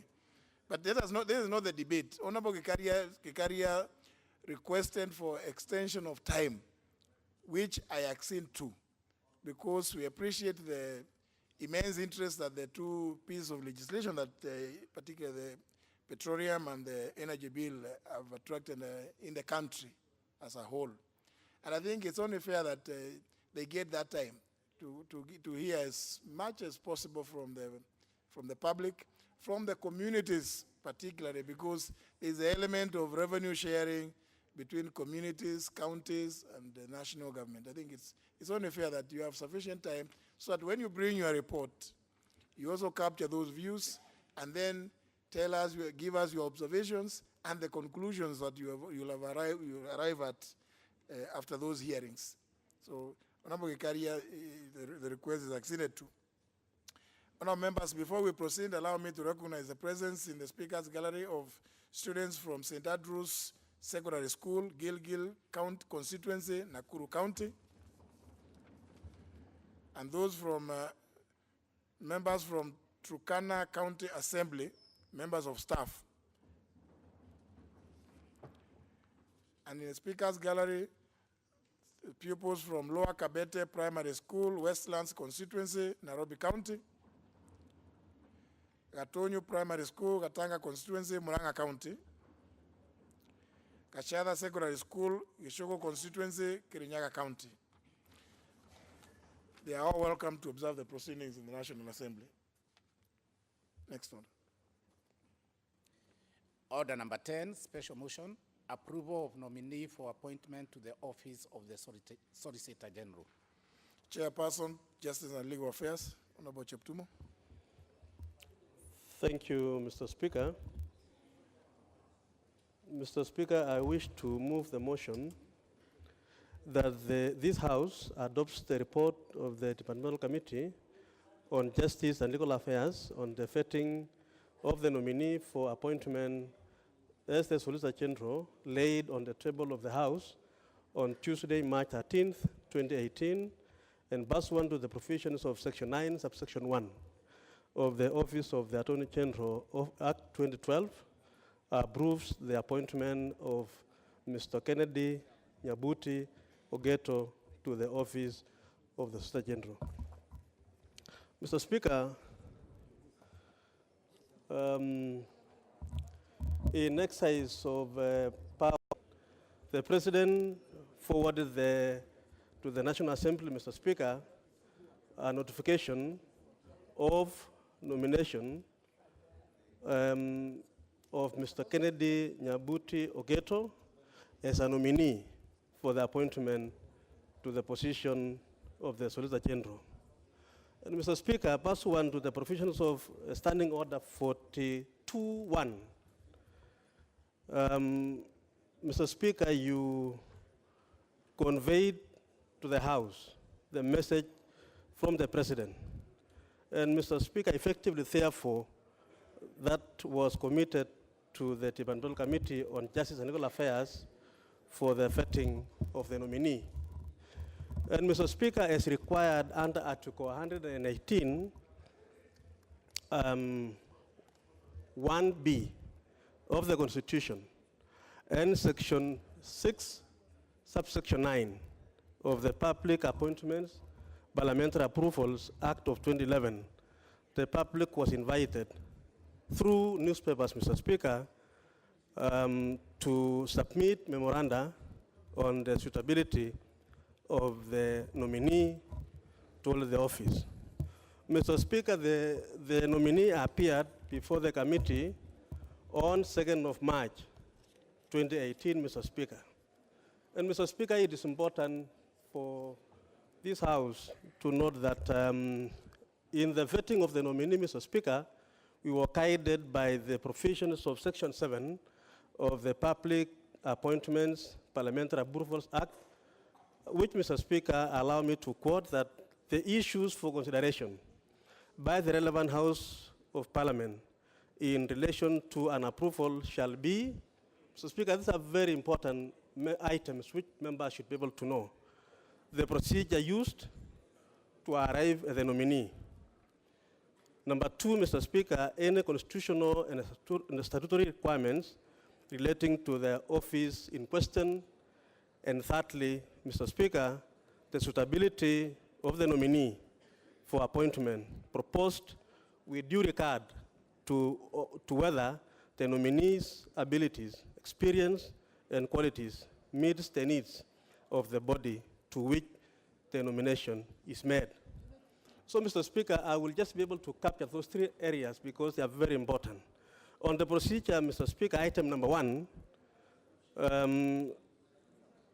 Section 9, Mr. Speaker, subsection 1 and subsection 2 of the Act provides, Mr. Speaker, that there shall be a Solicitor General who shall be appointed by the President. In Section 9, subsection 1 and 2 was indeed fulfilled when the procedure used to arrive at the nominee.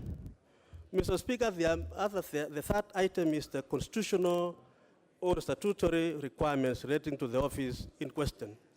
And Mr. Speaker, there are a number of qualifications required under the law to be held by the person to hold the office of the Solicitor General, Mr. Speaker. A person shall be qualified for appointment of the office of the Solicitor General if the person is qualified to hold the office of a judge of a superior court under the Constitution, and B, meets the requirements of Chapter 6 of the Constitution. Mr. Speaker, I wish to confirm again to the House that, Mr. Speaker, those provisions of Article 166, 62, subsection 1, 66, subsection 2, and 66, subsection 3, Mr. Speaker, as with the qualifications required, are indeed, Mr. Speaker, held by the nominee. He holds a law degree, he has the experience necessary, and, Mr. Speaker, he has a high moral character, integrity, and impartiality, Mr. Speaker, as required under Section 162, subsection 2 of the Constitution, Mr. Speaker. Mr. Speaker, the third item is the item on leadership and integrity. While determining the suitability of the nominee, Mr. Speaker, for appointment, the committee took into account the provisions on leadership and integrity as provided for by Chapter 6 of our Constitution. Mr. Speaker, most importantly, the committee took into account the provisions of Article 173, Article 75, subsection 1, Article 77, Article 78, and, Mr. Speaker, the committee undertook due diligence and nominee to establish its leadership and integrity record. Mr. Speaker, we are satisfied as a committee that the nominee had the relevant experience, Mr. Speaker, and it was cleared also by the Ethics and Corruption Commission, Kenya Revenue Authority, and all other agencies, Mr. Speaker, required to clear a nominee. Mr. Speaker, memoranda from the public. Mr. Speaker, this is also very important. We've just discussed a few minutes ago, Mr. Speaker, about the public participation. Mr. Speaker, we are impressed that, Mr. Speaker, this nominee, there was no single memoranda objecting to his nomination, Mr. Speaker, as a nominee for the office of Solicitor General, Mr. Speaker. Mr. Speaker, sir, the functions of the Solicitor General, Mr. Speaker, is a very important office in our country. Mr. Speaker, we looked at various items, Mr. Speaker, on his academic qualifications, employment record, professional affiliation, potential conflict of interest, knowledge of the relevant subjects, overall suitability of the position, integrity, vision, and in leadership, and expectations, and key priorities, Mr. Speaker. Mr. Speaker, allow me just to refer to only two areas which we were able to observe during the vetting process, Mr. Speaker. Mr. Speaker, this nominee holds a bachelor's degree in law and also a master's degree. He practiced law for the last 27 years, Mr. Speaker, and is Solicitor General by His Excellency the President. Mr. Speaker, I beg to move, and I would want to request the Leader of Majority, Mr. Speaker, to second. Thank you, Mr. Speaker. Thank you, Mr. Speaker. Mr. Speaker, I will take not less than, not more than 5 minutes, 2 minutes. Mr. Speaker, Kennedy Nyabuti Ogeto is a very refined, decent lawyer, seasoned lawyer. I have engaged with him when we were at the ICC. He was representing our leaders at ICC, either in the executive, either a minister, a principal secretary, a solicitor general, attorney general, DPP. When you appear before the committee of the House, you are very humble. You are very good. You kneel down you present your CV. But the moment this House approves you, Mr. Speaker, there are ministers and principal secretaries and other state office holders who tell members of parliament, leave your phone outside the office. Mr. Speaker, the only persons who, when we are meeting in person, you don't carry your phone is the president, the deputy president, and the Right Honorable Raila Odinga. Those three. Anybody else? The Speaker, the Speaker, Speaker, only those three people in this country called Kenya. If you have a chat with the president, the deputy president, and the Right Honorable Raila Odinga, you are under obligation not to enter that room with your phone. But Mr. Speaker, anybody else, and I want to urge members, don't be intimidated by the people we vet, by the people we appropriate money to. They must respect the House, Mr. Speaker.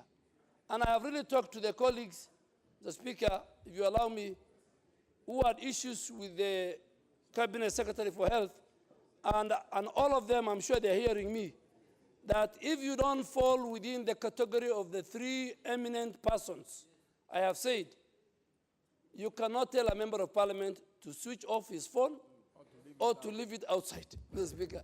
So, Ken Ogeto, I know you're up to the task. You must transform the state law office.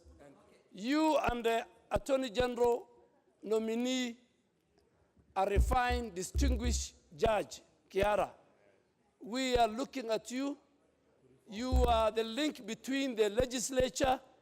The Solicitor General is the link between the legislature and the executive in terms of government bills. They are the ones who deal with the office of the Speaker, the office of the clerk, and the office of the Leader of Majority. So we expect Ken Ogeto to have good relationship with the Justice and Legal Affairs Committee. Mr. Speaker, you know we have a serious business to discuss this afternoon. And I'm sure if you check your 411, an invitation is already being given to President Uhuru Kenyatta. Whether he will accept it or not, I don't know. He's in Cuba. Other leaders have seen the light. They have seen what Honorable Raila Odinga did. Now they want to meet the president.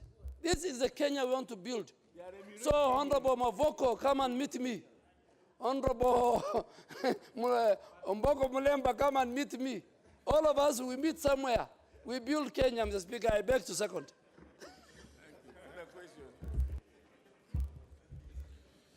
Honourable members, I propose a question,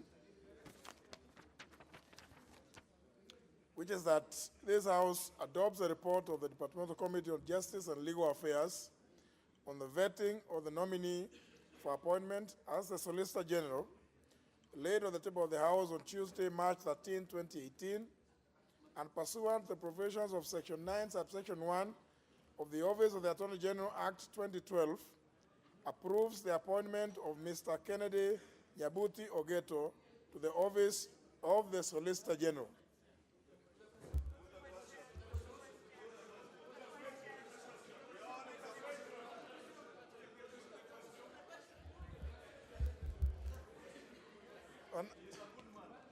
Okay, order members, order.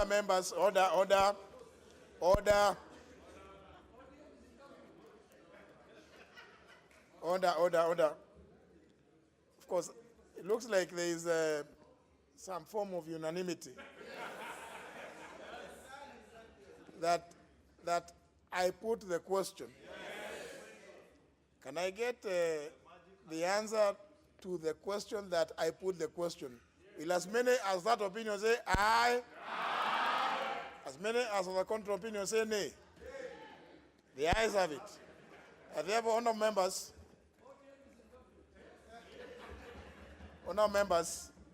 again,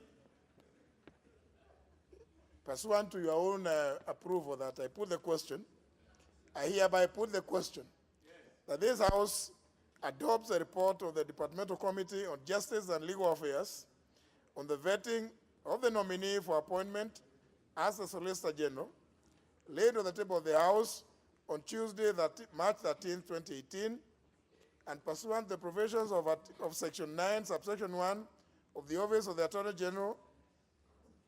What's wrong with the member?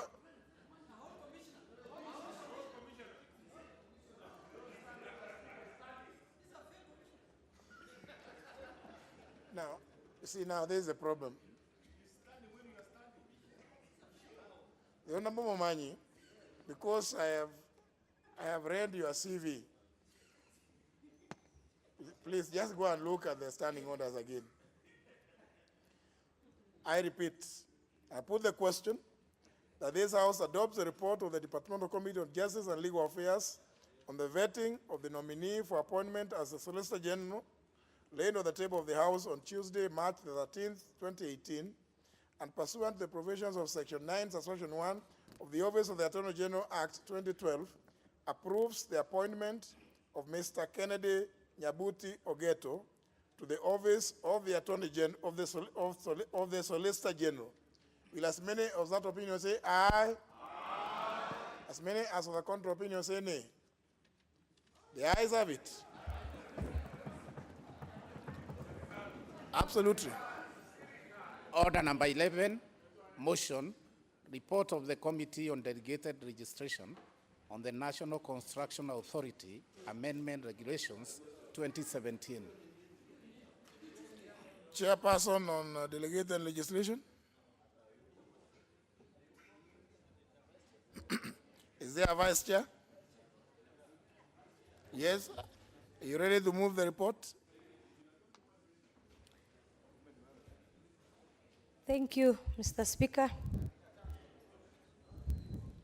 I wish to move the motion to annul the National Construction Authority Amendment Regulation 2017. Mr. Speaker, the mandate of this committee Why don't you, the sense I get in the House is that you move the motion and then you can explain that, because I'm sure the House knows the mandate of the committee. So just go to the motion.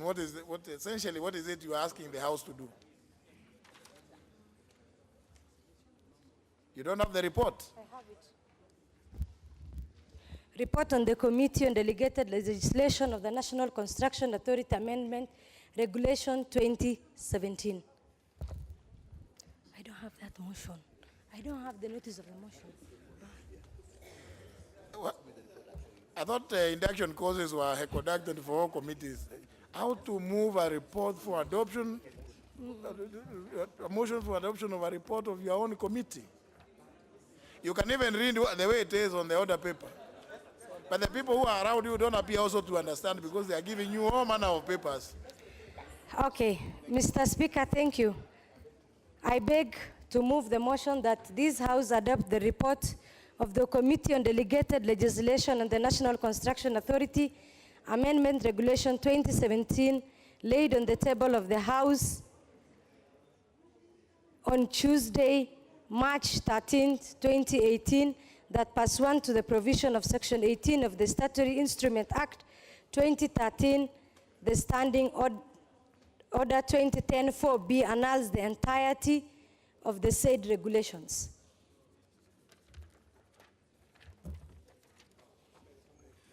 I beg to move. Anybody seconding you? Sir George. Sir? That's a new title in this House. The Honorable Gitonga Murugara. Thank you. Thank you, Mr. I didn't know that you had been knighted by your committee. Thank you, Mr. Speaker. It is interesting and fantastic to be knighted so that I take a new title. In brackets, Amendment Regulations 2017, laid on the table of the House on Tuesday, March 13, 2018, and pursuant to the provisions of Section 8B, annuls in entirety the said regulations. Will as many as that opinion say aye? Aye. As many as the contrary opinion say nay? The ayes have it. Next order. Order number 12, motion, bipartisan resolve to support the initiative on building bridges to a new Kenyan nation, anchor inclusivity, and ensure cohesion in Kenya. The Leader of the Minority Party, Honorable John Bandi. Thank you, Mr. Speaker. Mr. Speaker, I beg to move that, acknowledging that the meeting between His Excellency, the President, Uhuru Kenyatta and the distinguished leader of the NASA coalition, the Right Honorable Raila Odinga, on Friday, March 9, 2018, putting aside political differences through building bridges marked an important and historic moment for the country. Aware that the extraordinary opportunity will enable Kenyans to face and address the challenges currently faced and openly and honestly discuss successes and failures, and finally formulate and implement the necessary corrective measures for the country to move forward, cognizant that ahead of and immediately after the 2017 general elections, Kenya witnessed a number of political upheavals, including and not limited to the demonstrations and hate speech which threatened to polarize the country along political and ethnic differences. Recognizing that the initiative by His Excellency the President and the leader of the NASA coalition made on 9th March 2018 on building bridges to a new Kenyan nation and aimed at ensuring an all-inclusive and cohesive nation will require facilitation and support from all arms of government and relevant institutions, committed to the determination of all Kenyans to live in peace as one indivisible sovereign nation, further recognizing that there is need to roll out and implement programs on shared objectives in a bipartisan manner, as was agreed by the two distinguished leaders. Now, therefore, the thanks of this House be recorded in commending His Excellency the President Uhuru Kenyatta and the Right Honorable Raila Odinga for providing leadership in the patriotic task of promoting unity, peace, and harmony in the country and initiating the move towards building bridges to a new Kenyan nation, and B, that this House commits itself to support and advance within its mandate the aims and objectives of the initiative of building bridges to a new Kenyan nation. Mr. Speaker, I want to start by saying that as the dust settles on the events that shaped 2017 general elections and the grueling politics of our country, I want from the onset to state that as the leader of the minority party, I support the unity pact reached on Friday, 9th March 2018 between our leader, His Excellency Raila Odinga, and His Excellency the President Uhuru Kenyatta. This extraordinary opportunity will enable Kenyans to face and address the challenges currently faced and openly and honestly discuss successes and failures, and finally formulate and implement the necessary corrective measures for the country to move forward. Mr. Speaker, certainty, peace, love, and unity, and the best interests of Kenyans are the values that we have in mind in this endeavor.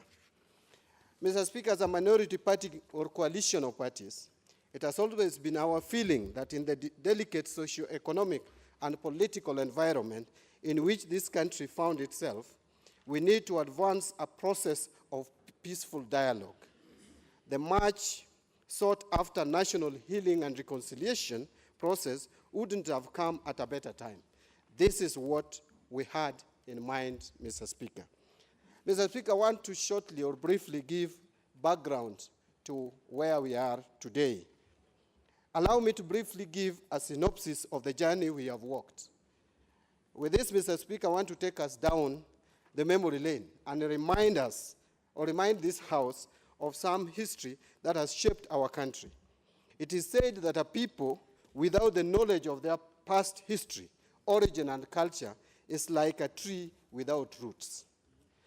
Mr. Speaker, it is not in doubt, and I am sure that this House will appreciate, that the Right Honorable Raila Amolo Odinga has always participated and has been in the forefront in shaping the politics of this country, and has been at the forefront, I want to mention, in setting political agenda.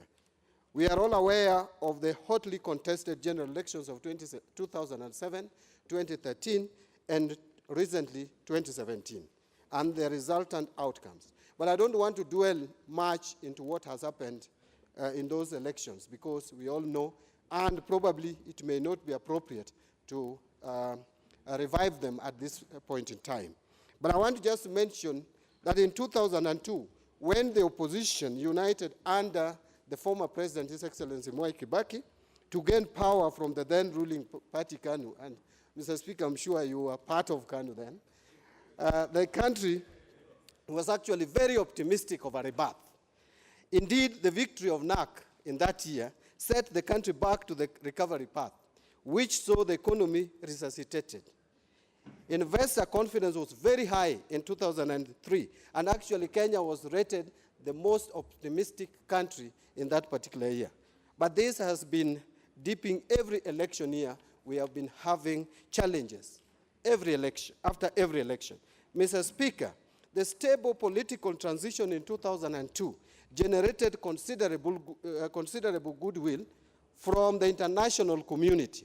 And by the end of the year 2008, the international donors had signaled their intention to resume normal flows to Kenya, which had been stopped.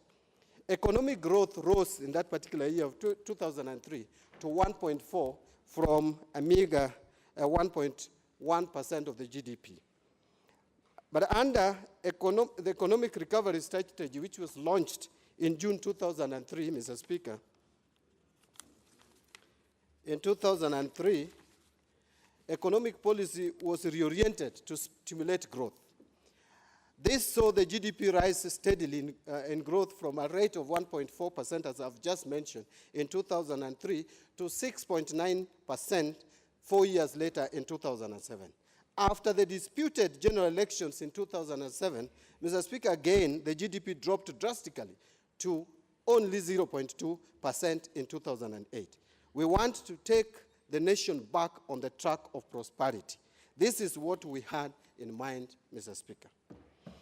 Mr. Speaker, I want to also mention that when the Grand Coalition government was formed in 2008, and with the promulgation of a new constitution in 2010, there was renewed hope among Kenyans.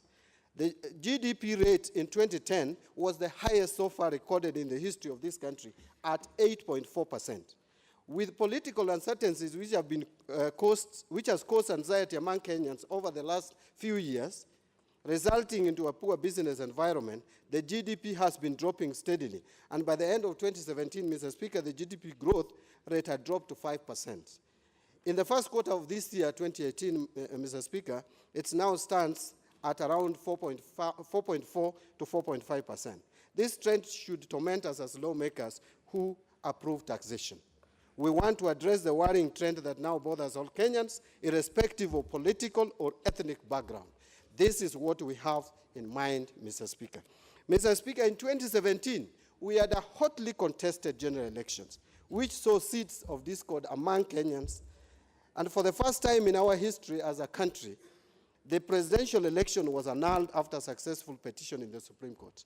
A fresh presidential election was called, Mr. Speaker, but as the opposition, we did not trust in the process and called for irreducible minimum reforms that never happened.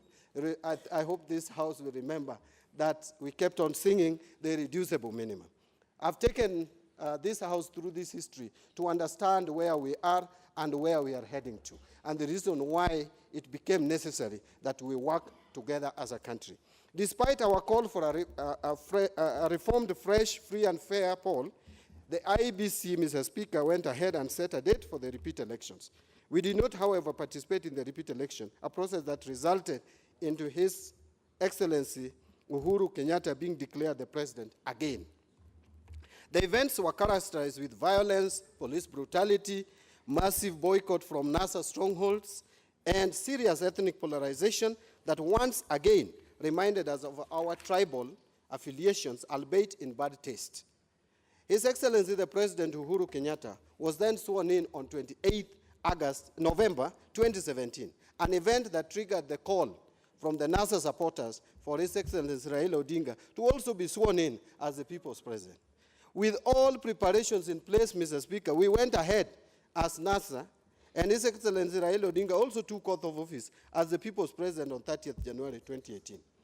These events left our country with a lot of uncertainty, deep ethnic divisions, a really polarized country, and worst of all, a battered economy.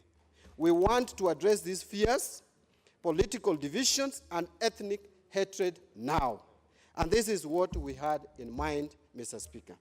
In all these instances where our country has experienced sharp political differences, the economy has been on a nosedive as compared to instances where the country has been united.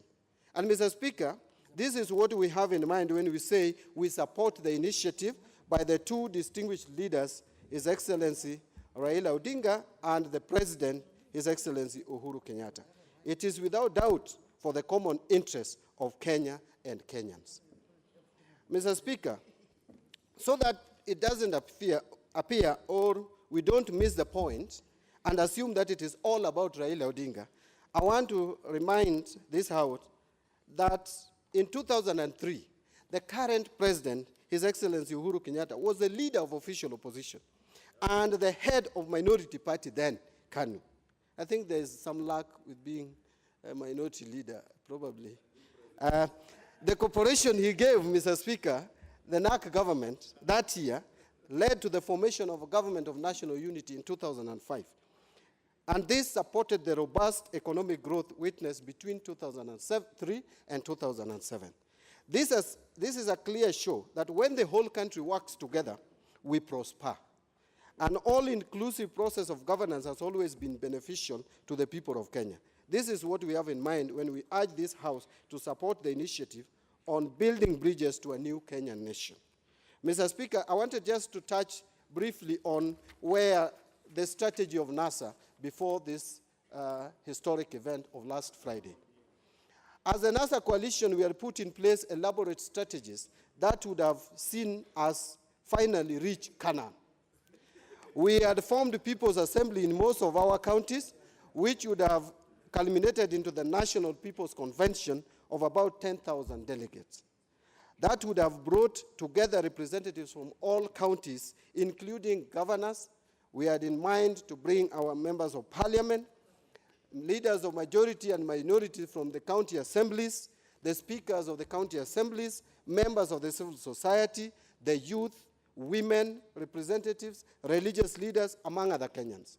The main agenda was to discuss what we titled Project Kenya, or rather, if you want, you can call it Which Way Kenya.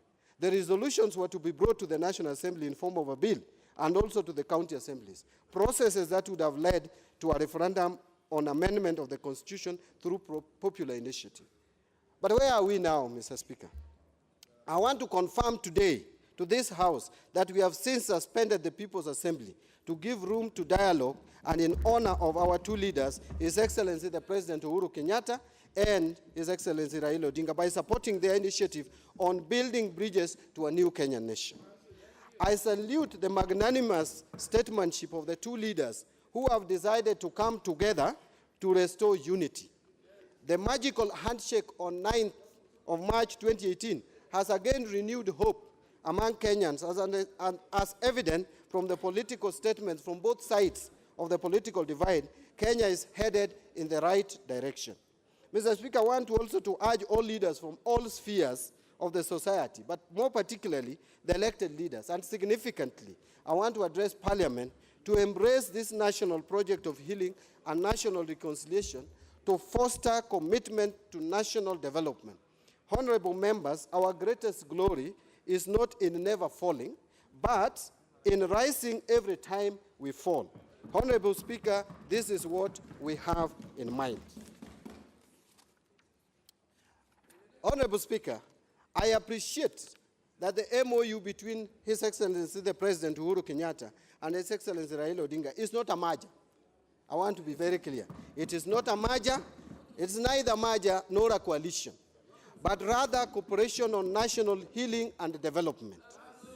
This cooperation will see Kenyans coming together to look at those areas which have divided this country and come up with solutions which will complement the part that we have worked of reforms and total democracy. I think Kenyans are used to where when two political groupings come together, that we only come together to share positions. Mr. Speaker, I want to be very clear that this meeting of minds is to talk about the reforms that we have been working all along and total democracy and the development of this country, the progress of this country in terms of economic growth. They have agreed to have certain structures in place to support the growth of the country. As their followers, we await for the proposals to deliberate on and eventually support them. As the 35th President of the United States, John F. Kennedy, once said, Peace is a daily, a weekly, a monthly process, gradually changing opinions, slowly eroding old barriers, quietly building new structures. Thus, as a House, I call upon all lieutenants from both sides of the political divide, both Jubilee and NASA, to tone down our language, calm our emotions, embrace the sign of times, and gestures and follow our leaders to the path of prosperity. Mr. Speaker, it is refreshing to note that the issues that have continued to occupy the minds of Kenyans will be addressed. Some of these issues include, but is not limited to, 1, inclusivity and ethnic polarization, 2, restoring confidence in our electoral system, 3, structure of the executive, whether presidential, parliamentary, or hybrid, 4 is independence of the judiciary, 5 is compensation to victims of violence, 6 is corruption, 7 is addressing the issue of police brutality through Kenyans were in agreement that we needed to change the way we conduct our politics. And Mr. Speaker, that is the reason why these two leaders came together, and I want to just urge other leaders to support this initiative, whether you are in parliament or outside parliament. This parliament will be called upon a number of times to come in and put into practice through legislation all the agreements that would be agreed on elsewhere. Let us support the initiative of these two leaders. But my final remarks would be to our colleagues, our friends, our partners in the NASA coalition, that now I want to finish my talk as the chairman of Orange Democratic Movement.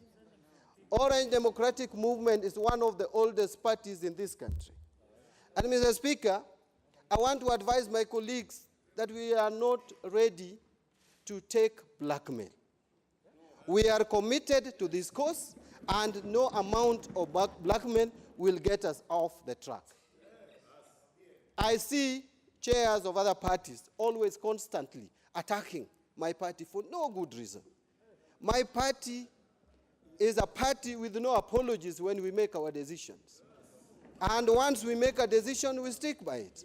Therefore, I want to just urge our partners that this is an important initiative that needs to be supported. And it is important, I want to repeat, as chairman of ODM, that ODM has decided not to take any blackmail again going forward. And beginning now, we are not going to accept to take unnecessary blackmail that we can't understand. Blackmail without any justifiable cause. Otherwise, Mr. Speaker, I want to stop there, and I say that I beg to move and request the leader of majority to second the motion. Thank you, Mr. Speaker. Honorable Duale. Thank you, Mr. Speaker. Mr. Speaker, I beg to support this very important and timely motion. And Mr. Speaker, if you allow me to begin by referring to the words of one of the most celebrated US President, John F. Kennedy, who said, Mr. Speaker, and I quote, "Let us stand together with renewed confidence in our cause, united in our heritage of the past and our hopes for the future. Determination that this land we love all shall lead all mankind into new frontiers of peace and abundance." Mr. Speaker, these words mark where we are today as a country. We are a country of peace and abundance, a place where Kenyans have agreed to move forward as a united people with a common good of developing this country. Speaker, looking back, however, before the Friday 9th March morning meeting, the phrase "accept and move on" had a different meaning in this country, depending on the person's political lining. But today, through the motion sponsored by the leader of the minority party, this House seeks to accept the wisdom of His Excellency the President Uhuru Kenyatta and Right Honorable Raila Odinga to build bridges and move the country forward in the spirit of conciliation as one nation. And Mr. Speaker, we the Jubilee family, we are structured like the Catholic Church. When our party leader speaks, Jubilee has spoken. And Aden Duale speaks what Jubilee says and what Uhuru Kenyatta says. And Mr. Speaker, I thought until recently that when the Right Honorable Raila Odinga speaks, NASA has spoken. Until recently, things have changed, Mr. Speaker. But we are coming to this deal to check government. And what we are witnessing this evening, Mr. Speaker, is that on matters of national interest, on matters of growing the economy, on matters of peace and stability, on matters of killing ethnic mobilization in our country, we are together. So, Speaker, this country is being torn apart because you come from this region or you come from this tribe, or you come from this religion and you come from this religion. Mr. Speaker, we want to build one nation. And this is the route the Right Honorable Raila Amolo Odinga and President Uhuru Kenyatta have shown us. Speaker, I applaud the decision by our two leaders to come together at this time as statesmen to guide the nation on the path of self-reflection and reformation. The motion before this House, Mr. Speaker, clearly draws from the initiative sponsored by our two eminent leaders and calls upon this House to support the worthy initiative as a body mandated to deliberate and on unresolved issues of concern to the people as required by the provisions of Article 95 of the Constitution. Speaker, I commend the leader of the minority party for sponsoring this motion that will certainly kickstart the process of conciliation within the walls of the chamber, the President of Parliament, and therefore the rest of the country must follow. Mr. Speaker, the conciliatory gesture shown by the President and Right Honorable Raila Odinga is a shining example which all Kenyans must look up to.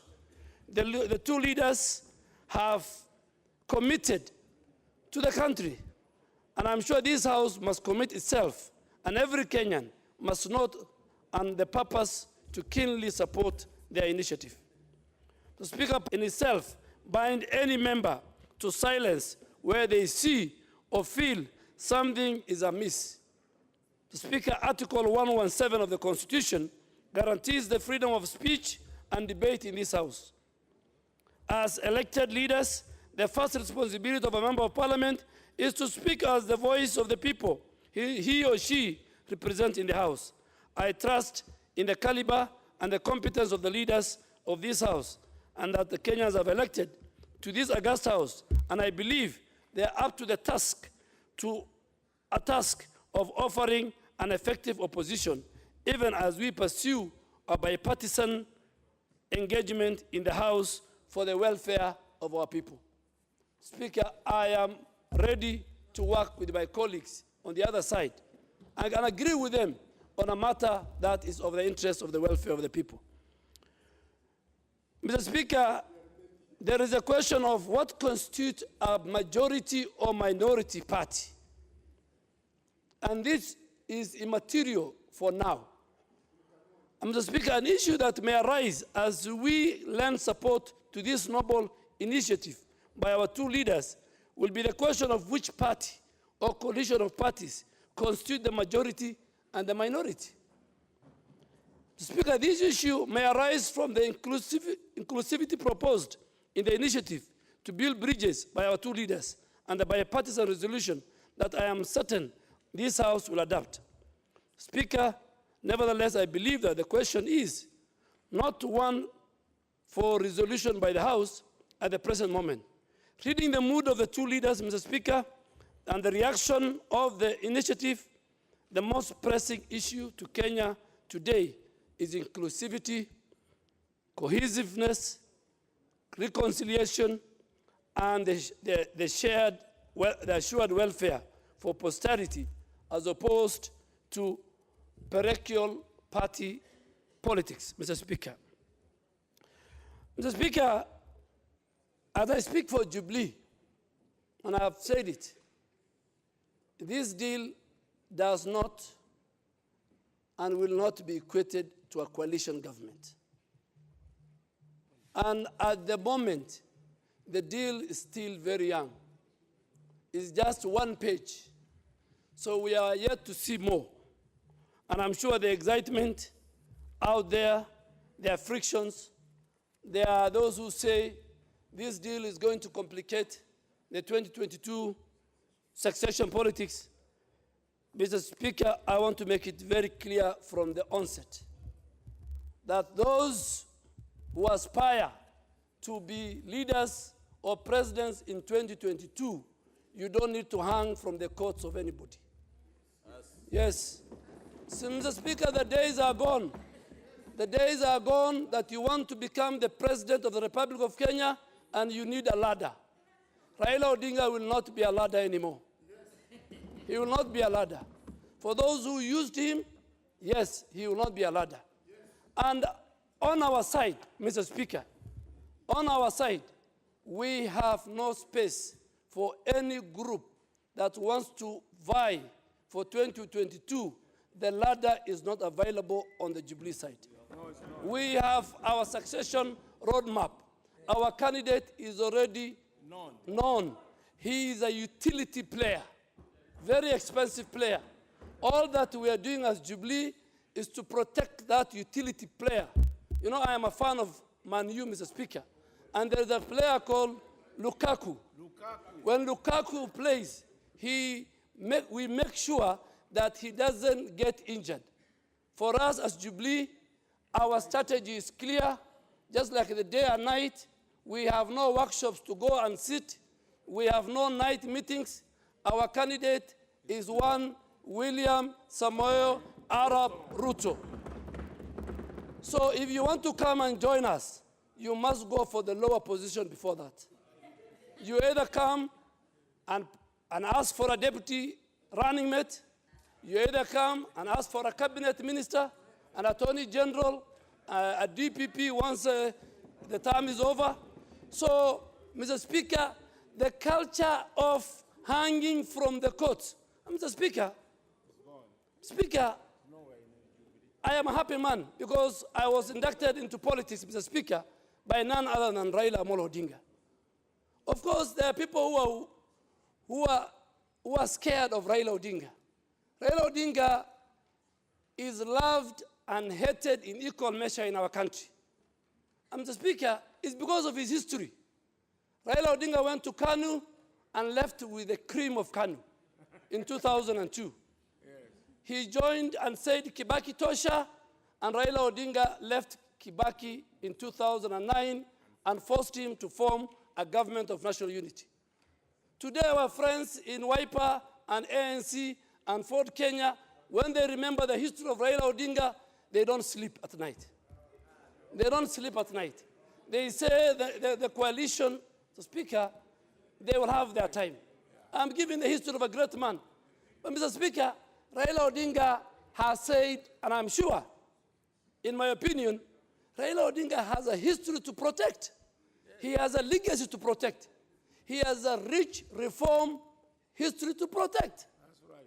So the question that begs is, what is the opportunity cost for Raila Odinga to be a ladder for somebody in 2022 and destroy his legacy? Or to say, if you want to become a president, the playing field is equal. So, Mr. Speaker, let us not play politics. And today, the people who are saying, why did President Uhuru Kenyatta meet Raila Odinga, are themselves saying, Mr. President Uhuru, we want to meet you. Barely 3 days ago, Kalonzo Musyoka wants to meet Uhuru Kenyatta. Watangula wants to meet Uhuru Kenyatta. Mudavadi wants to meet Uhuru Kenyatta. It's in public domain. It's in 411.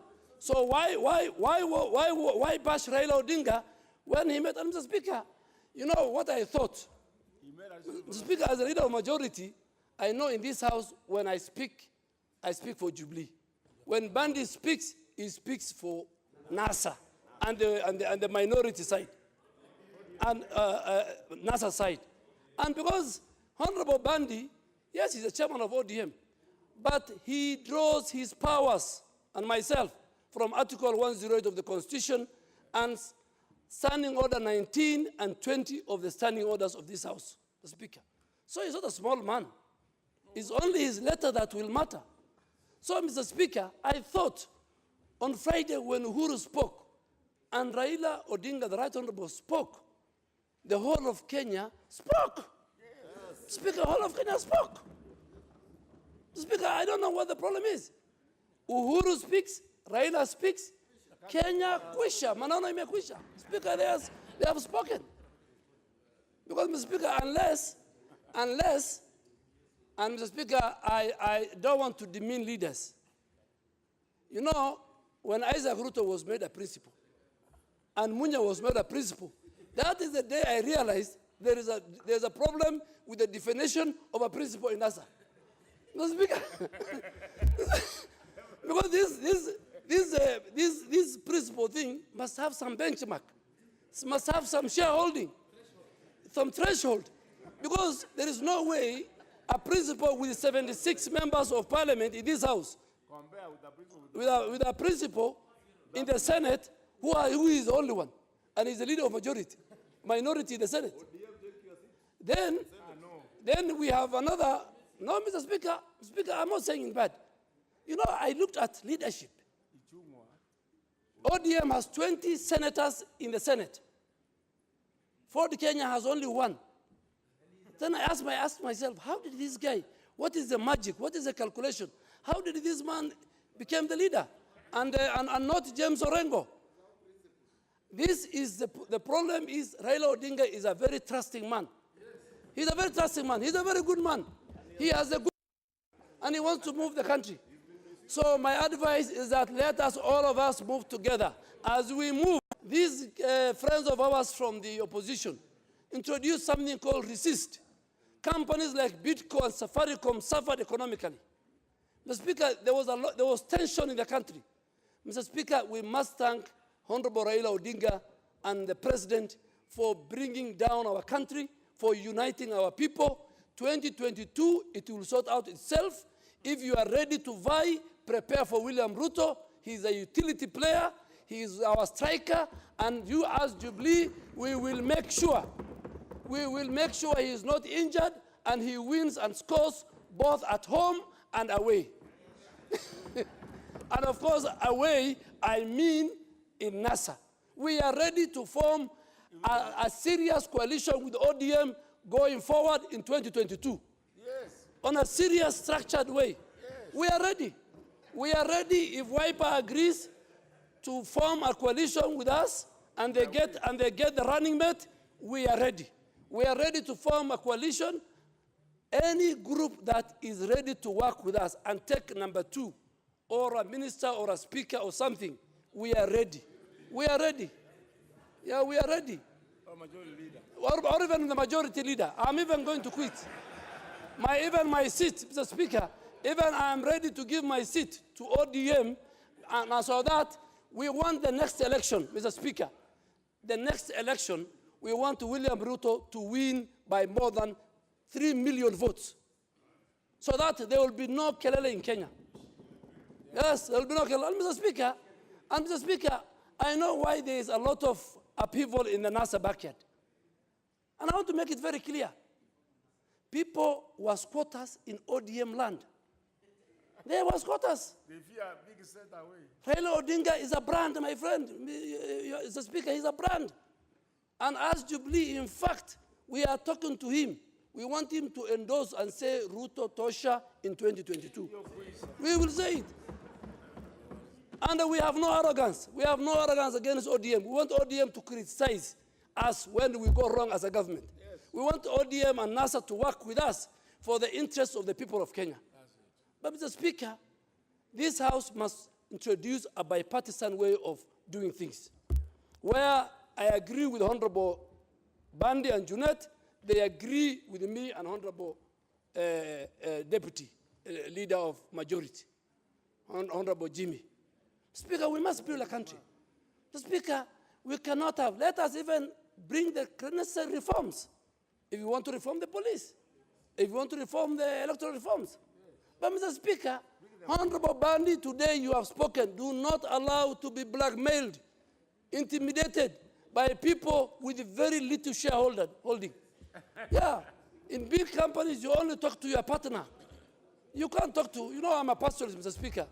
And pastoralist, Mr. Speaker, on the finishing end, in the pastoral community, the decision is made, Mr. Speaker, is made by only the guy with the largest number of camels. Speaker, I'm finishing, and I want everybody to listen to me. In the pastoralist, decisions are made on the basis on how many camels you own, or cows. If you have got 10 cows and 10 camels, you wait for the implementation of the decision that will be made by the big shareholding in the community. So in NASA, the big shareholding is ODM. They have made a decision for the sake of the country, and they said Kenya must be peaceful. The economy of this country must grow. We must deal with the ethnic mobilization. We must build one nation. We must reach out to each other. Mr. Speaker, I beg to support, and I really want to ask my colleagues on the other side, put your house in order. Do not depend on Raila Odinga. Meet us in 2022 for our utility player to score. Honourable members, this I have to give guidance that this debate on this motion must end not later than 6 p.m. today. Not later, it will not go beyond 6 p.m. Remember, the House sits up to 7. The maximum that the debate will go on is up to 6 p.m. And therefore, given that I see quite a number of members present, any other member speaking will be limited to a maximum of 5 minutes. To a maximum of 5 minutes. No exception. And therefore, no members propose a question, which is that acknowledging that the meeting between His Excellency the President, the Honorable Uhuru Kenyatta, and the distinguished leader of the NASA coalition, the Right Honorable Raila Odinga, on Friday, March 9th, 2018, putting aside political differences through building bridges, marked an important and historic moment for the country, aware that this extraordinary opportunity will enable Kenyans to face and address the challenges currently faced and openly and honestly discuss. On CNN, I went back to the bar and I took a whole bottle of wine.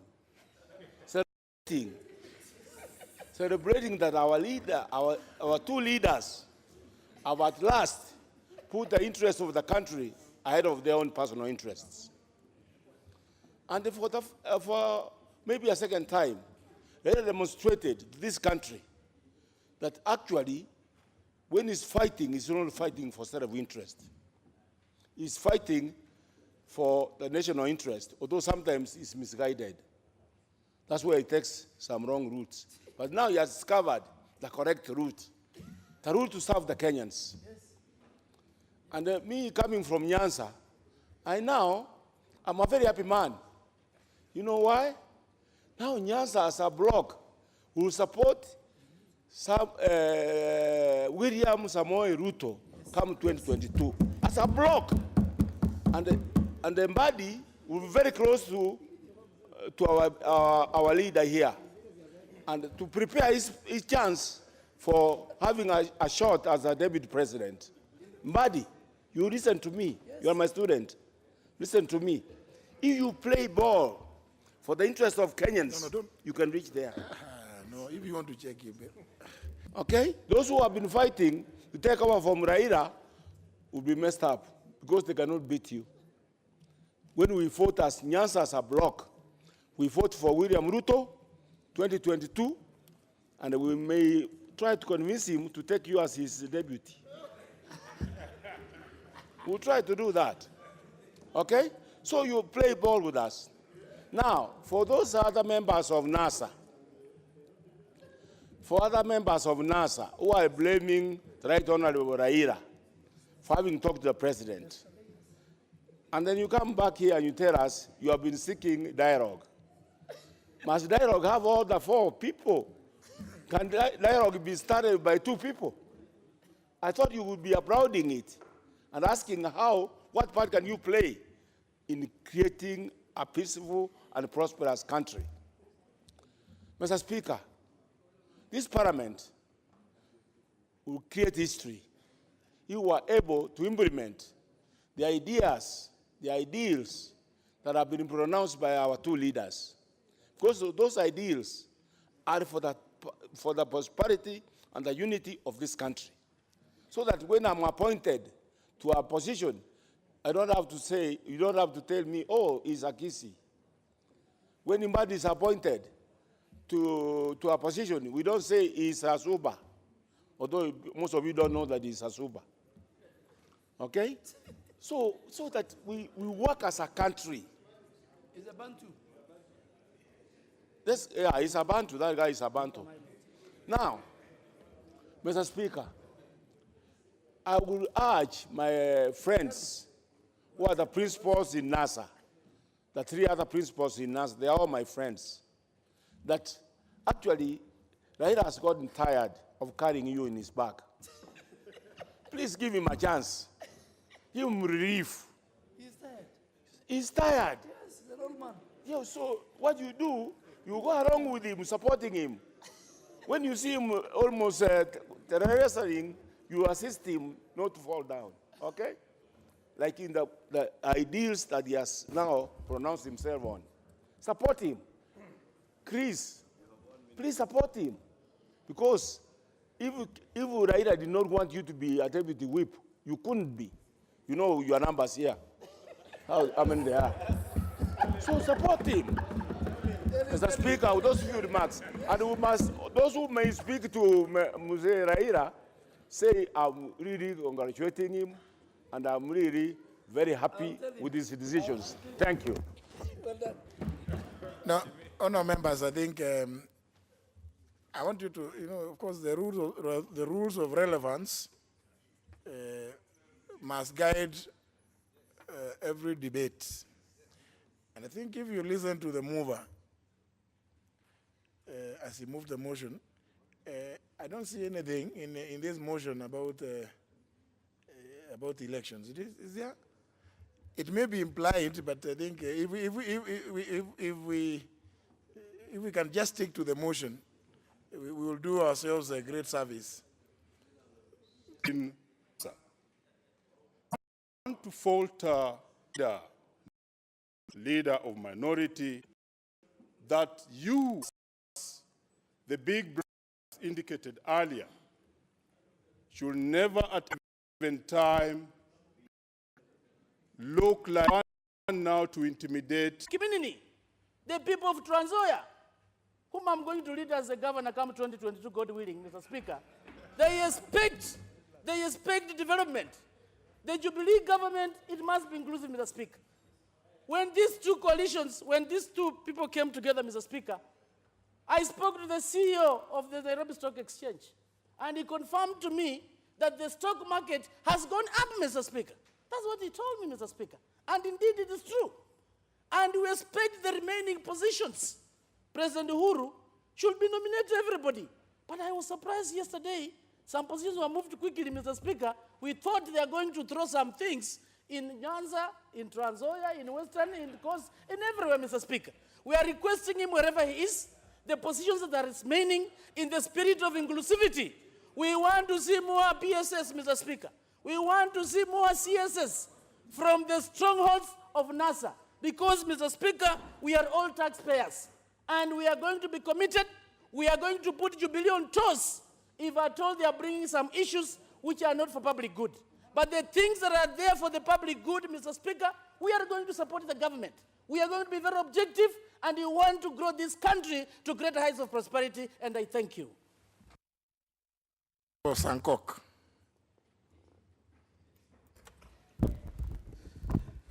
Thank you very much, Honorable Speaker, and thank you very much, the mover of this motion, Honorable Mbadi, who is my friend. Thank you very much, the seconder, His Excellency Aden Duale, and honorable members.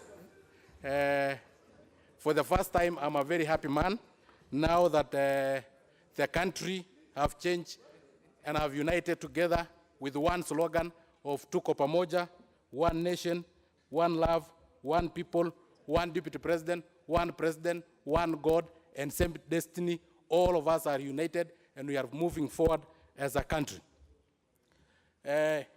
Honorable Speaker, we really do appreciate the Right Honorable Raila Amolo Odinga for having visited the President of the Republic of Kenya, Uhuru Muigai Kenyatta, in his official office of Harambee House.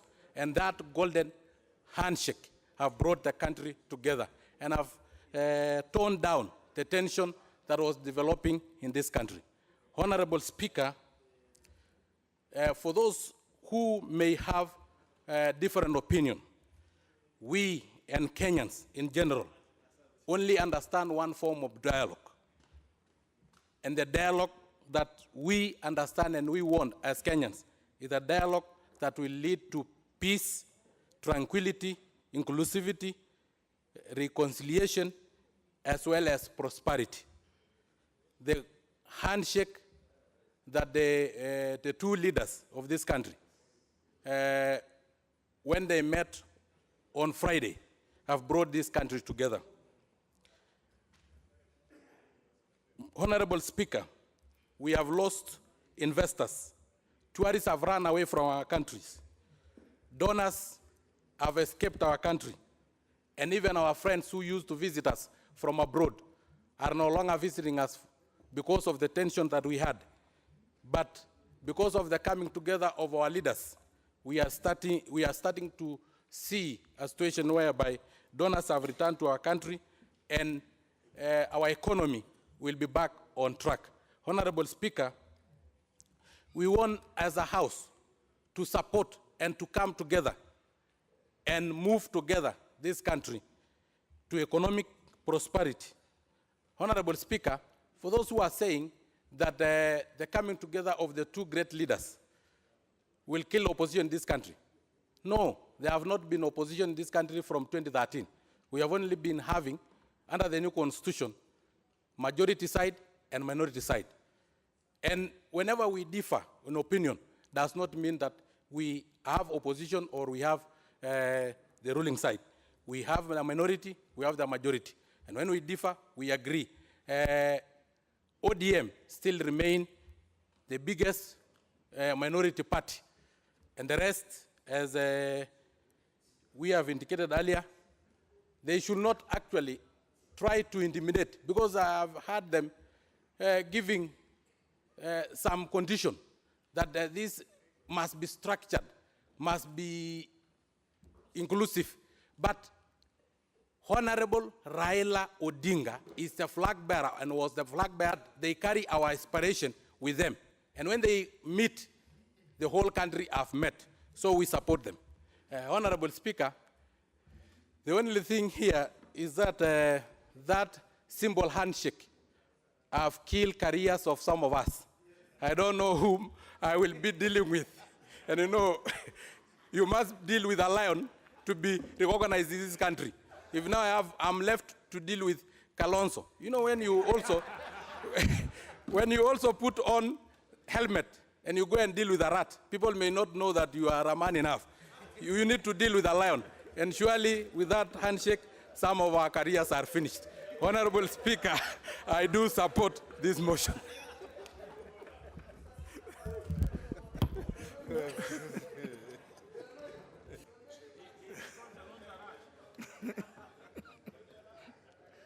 Well, his time is over. His time is up.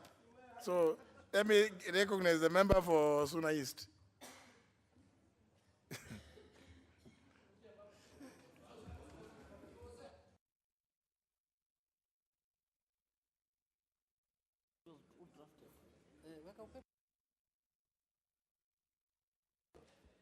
Thank you. Mr. Speaker, thank you for giving me this golden opportunity, Mr. Speaker, to contribute to this motion, Mr. Speaker. Mr. Speaker, I had the pleasure and the privilege to be at the steps of Arambe House during this historic moment, Mr. Speaker. Who in this world has rules, Mr. Speaker? Because it's time the time is 5 minutes, I want to do fast. Mr. Speaker, the smallest rule in any war is that, Mr. Speaker, when the general says you march on, Mr. Speaker.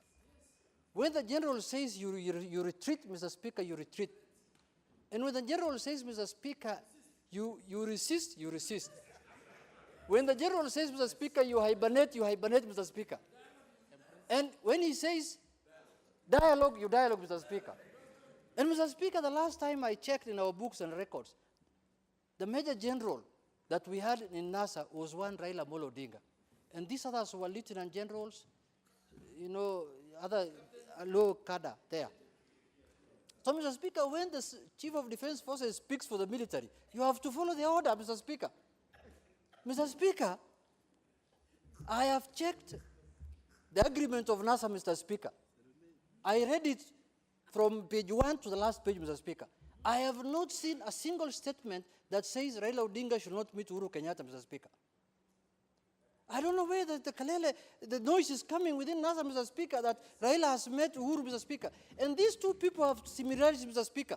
One was sworn in officially at Kasarani, and the other one was sworn in at Uhuru Park, Mr. Speaker.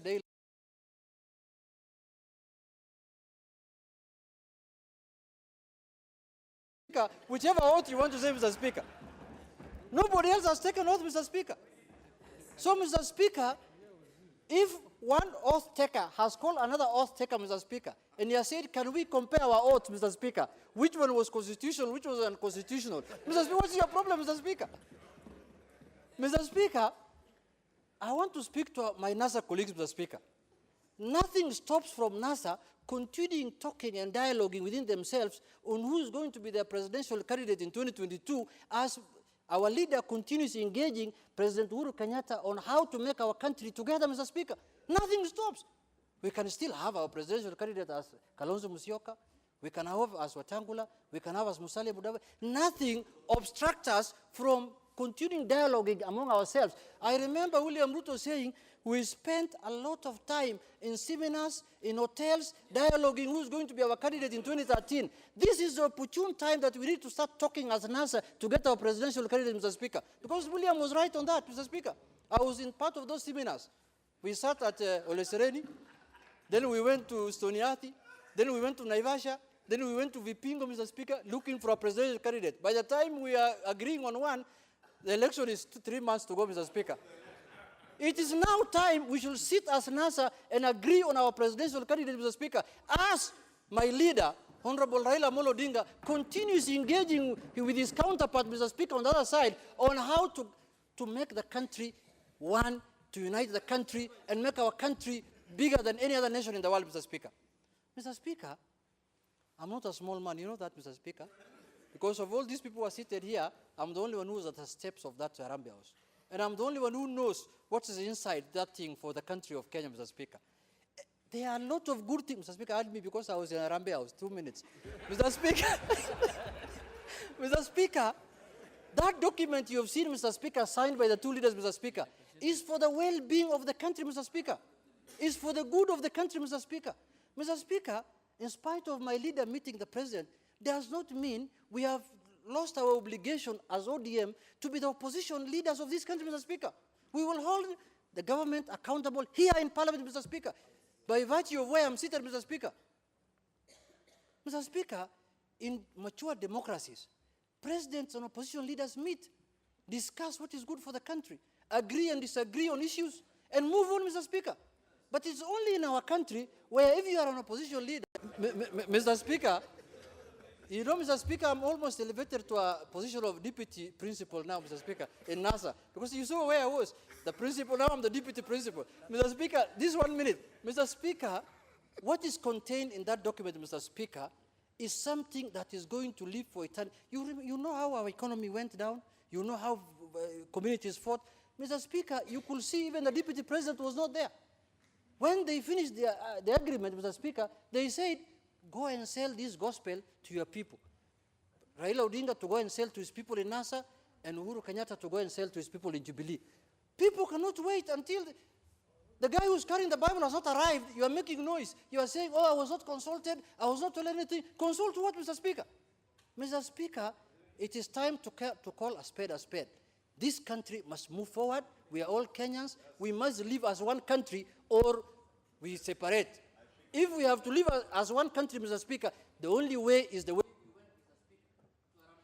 Member for Kikuyu. Thank you, Mr. Speaker. And I just want to pick up from where the Honorable Junet has left, Mr. Speaker. I was not at the steps of Harambee House, Mr. Speaker, but I had occasion.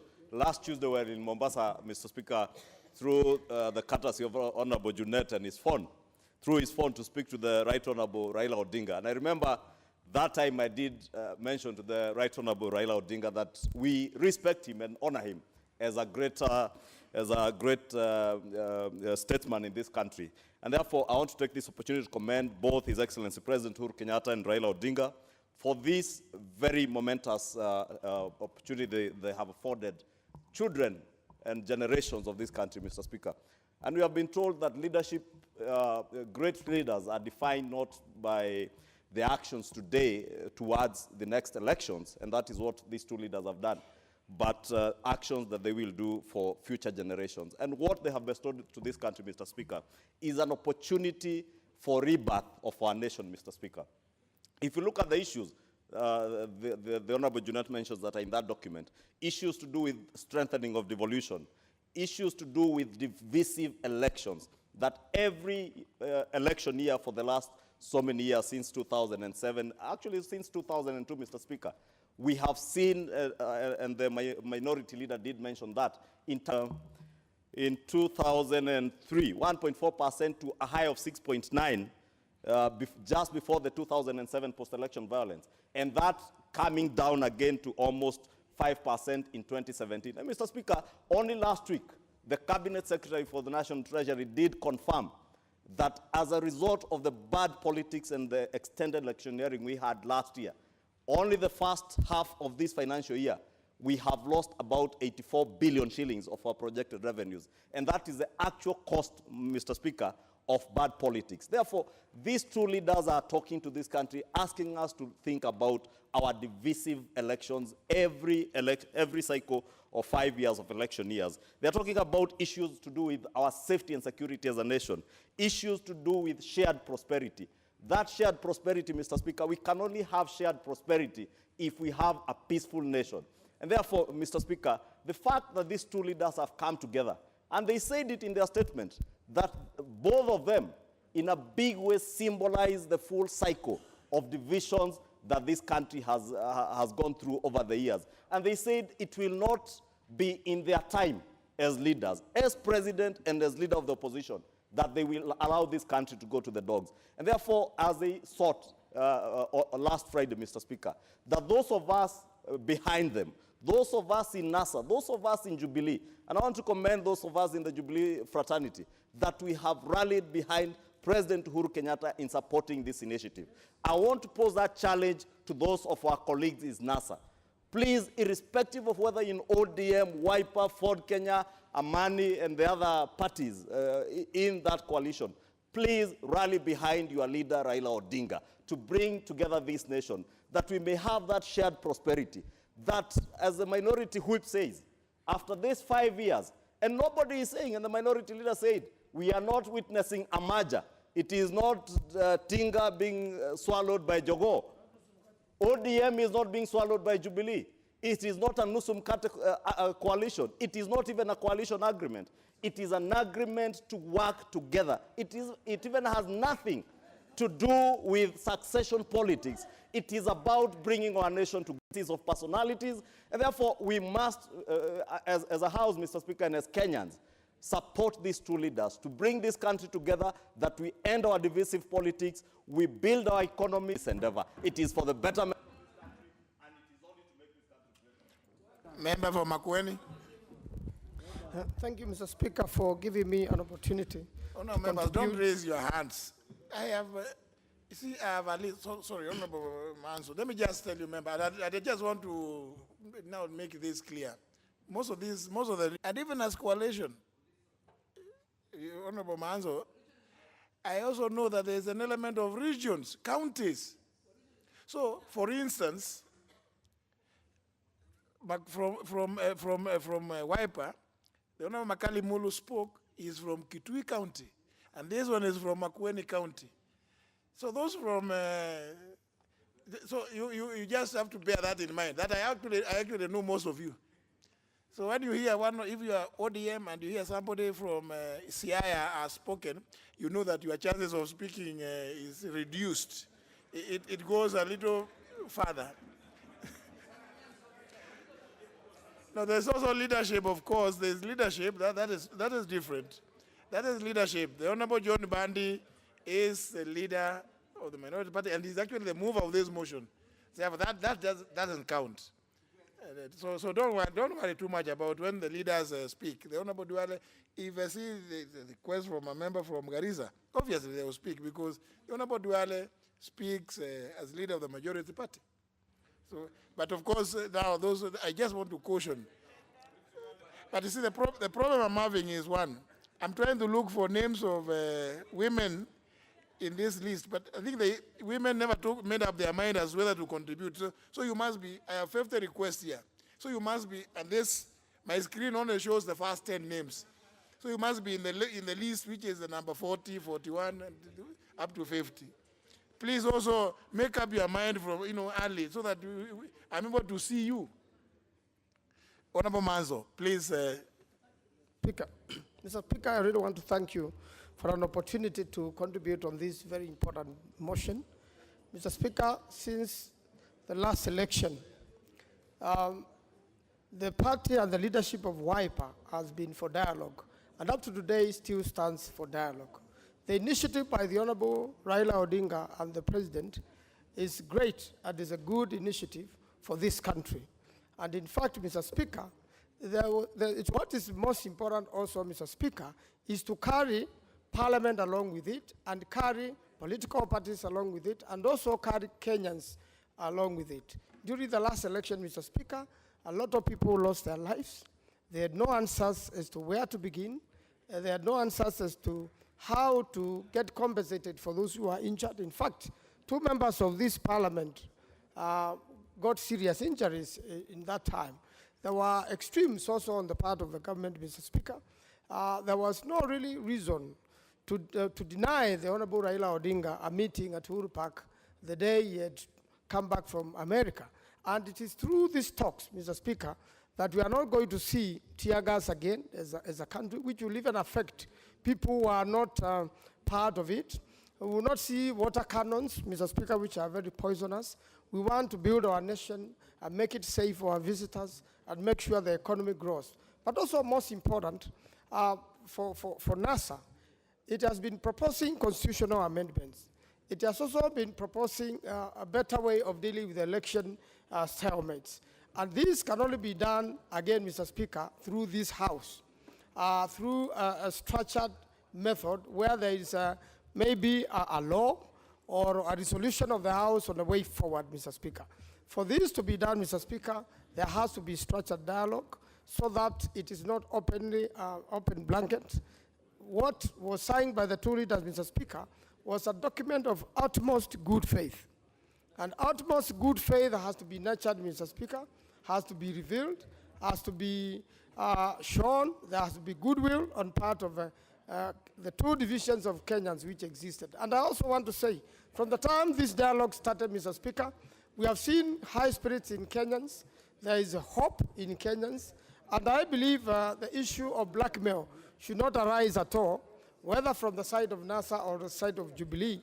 There has to be utmost good faith, and most important, eventually, there has to be a legal mechanism or medium of which all of us will translate, you know, from the goodwill to a legal structure, Mr. Speaker, which will be able to rely on for way forward and for the future, and to make sure an event like we had in 2013 and 2017 elections will never be repeated in this country, Mr. Speaker.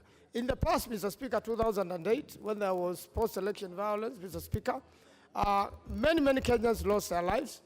The matter ended up in the ICC. Trials were done, and the country has to move on, Mr. Speaker, from such past and bad history, Mr. Speaker. So we look forward into a situation whereby all Kenyans are carried on board, and Kenyans listen to their leaders. They are carried on board through the leadership of Jubilee and the leadership of NASA, which we all recognize.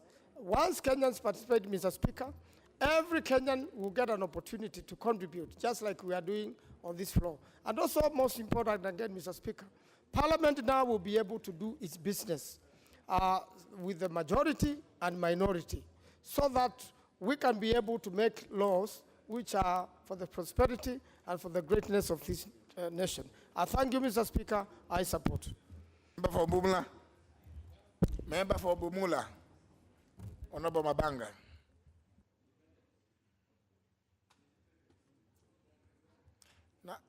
Now I give can you start fabbling with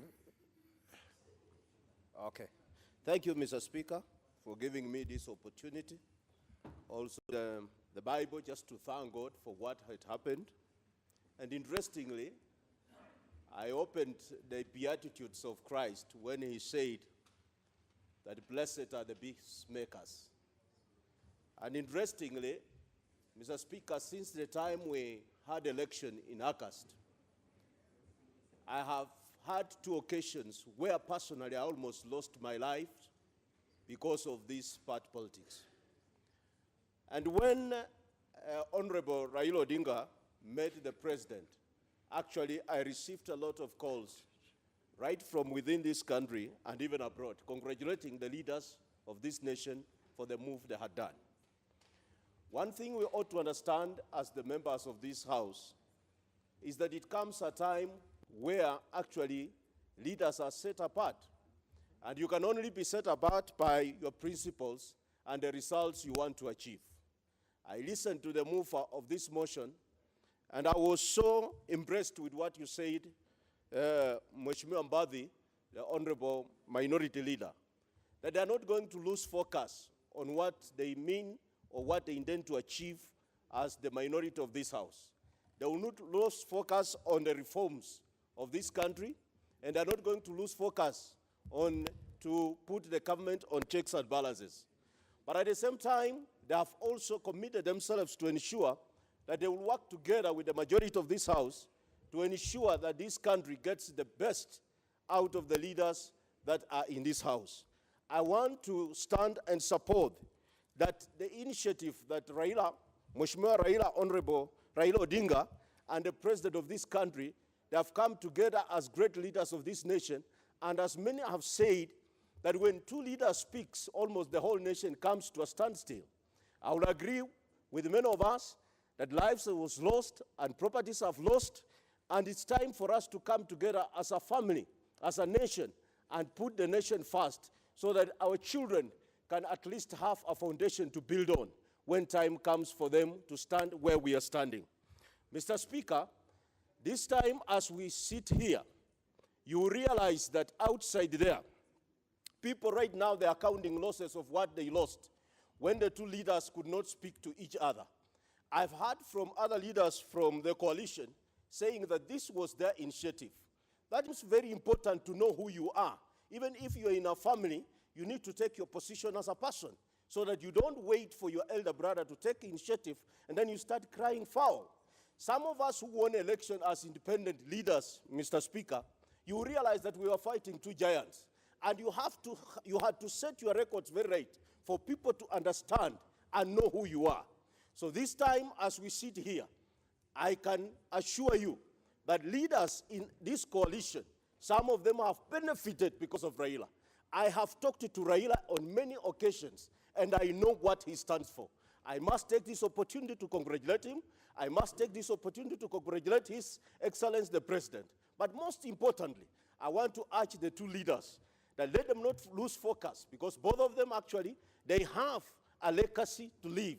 They need to unite and fight this enemy called corruption and ethnicity or tribalism in this nation. That is the only way, Mr. Speaker, some of us as leaders, and including themselves, shall be remembered. I want to start by saying that I support this motion moved by the Leader of Minority. And one of the things that I looked at that Friday, and I saw the guy called my president calling the other one his president, and I said, who am I not to call the other guy my president? So I think this country has moved on, and one of the things that is important to note, I come from a very politically sensitive region, the tourism sector, where I come from. And the events of that Friday has already started to change the bookings in the area. Right now, probably we are looking forward to the tourism sector, especially this season, to move forward probably to end in June. So we pick the second. And hotels are already registering high bookings because of that event of Friday. And therefore, I want to say that this country, for it to move forward, politics should be put at the back burner and the economic pillars be looked at as what drives this country.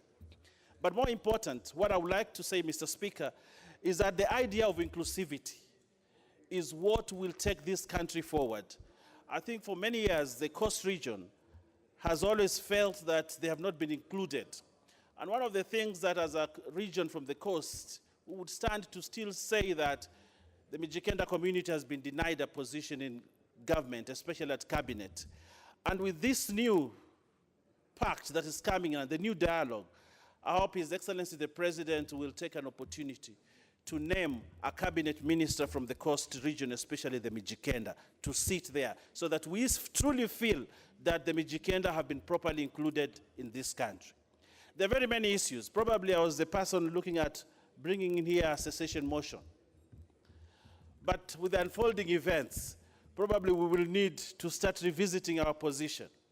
But for us to revisit the position, I would like to state that as the dialogue continues, one of the agenda items, Mr. Speaker, sir, should be a whole agenda to discuss the coast as a region and its relationship with the rest of the country.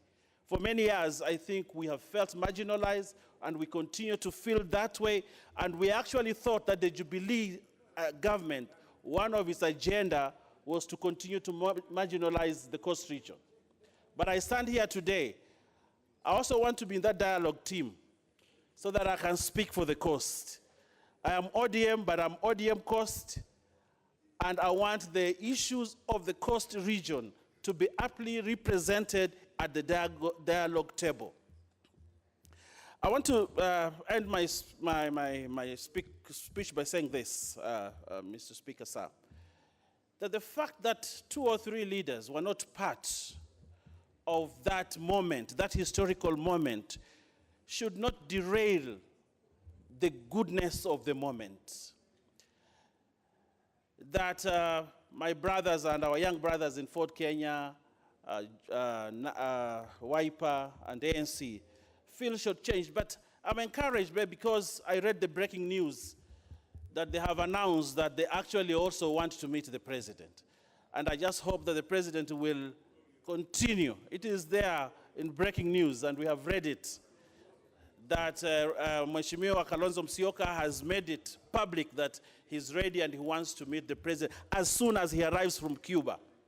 And that, to me, poses a good position for this country to move forward. So, Mr. Speaker, sir, I would like to support this, and I look forward to a more inclusive Kenya. I look forward to a Kenya that respects everyone, and that this moment of dialogue will stop the vicious cycle that we have of every year after election, this country's economy goes down, the temperatures are high, the enmity between ethnic groups goes up. I hope it is an opportunity that we stop these electioneering moments low moments that we always have. Thank you very much, Mr. Speaker, sir.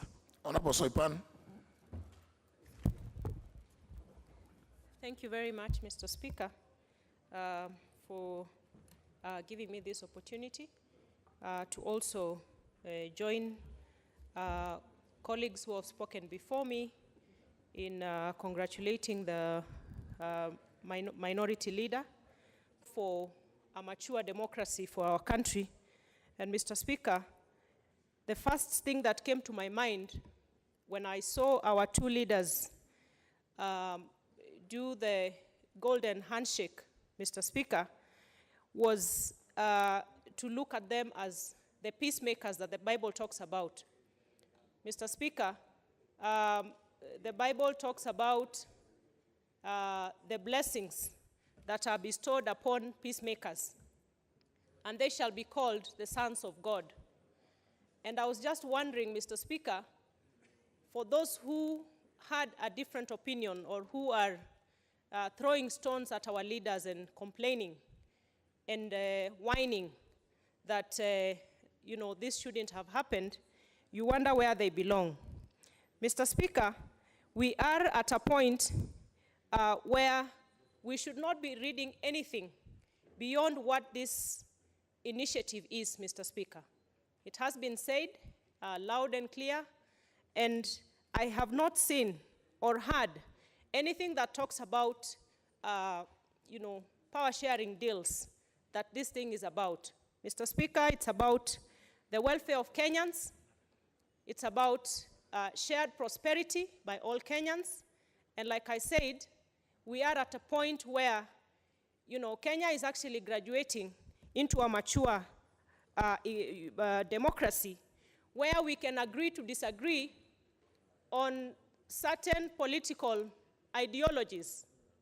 We can agree to disagree on certain political thinking and agree on those things that are very vital for each and every individual Kenyan, who are the people who have made us to be where we are today. Mr. Speaker, when you see our economy hitting the right scales right immediately after the good gesture that we saw from our two leaders, Mr. Speaker, you would wonder why anybody would want to look at the negative aspect, if there is any negative aspect of the coming together of our leaders. It's about healing our country. It's about bringing our country together, Mr. Speaker. It's about, Mr. Speaker, I foresee a situation where we will finish an election in the near future in this country, and the two opposing sides will jump into talking about rescuing Kenya, making sure that we don't degenerate into negative ethnicity, and we only concentrate. My husband, who's also a politician, was running on an NASA ticket. Mr. Speaker, but, we both managed to convince our electorate, and we are ably representing them, Mr. Speaker. And Mr. Speaker, on that point, that is the same thing I read from what our leaders are saying. We can agree to disagree on certain points. My family is very intact, and I can assure Kenyans that Kenya is intact when we see our, Honorable His Excellency, the President Uhuru Kenyatta, and the Right Honorable Raila Odinga coming together for the good of this country. I believe the ODM ideals, political ideals, will still continue, and those of Jubilee will still continue, but the common good of Kenyans, the peace, unity, and uniting together to fight for the, livelihood of Kenyans and the peace that we need to see, that will stand. Mr. Speaker, I support. Thank you. Member for Mavoko. Thank you, Mr. Speaker. Mr. Speaker, despite yesterday's ongoing, I'm sure this motion is rightful in front of this House. But, Mr. Speaker, I want to confirm that this motion is about cohesion, healing, and reconciliation. Mr. Speaker, as I stand here, I want to put it that I'm a member of WIPA and a senior member for that matter. Mr. Speaker, it is one Dr. Stephen Kalonzo Musyoka who started the journey of dialogue. And Mr. Speaker, what did we see? Names were called out, watermelon and everything else. Mr. Speaker, we are saying if this is a serious dialogue between two leaders, let it be honest, let it be truthful. And I want to tell my minority leader, who is my friend, Honorable Badi, that even if he's talking about NASA, it is true that ODM has taken charge of this. And I have great exception and respect for one Raila Amolo Odinga. Mr. Speaker, his history, his persistence, and continuity is unmatched in the political limelight. When leaders have come to the House who are not even part to that discussion, Honorable Jimmet, who was on this, we've now started giving. We lost our Samantha. We all lost. The nation went into a mourning mood, but we want to say thank you for the coming together at such a time.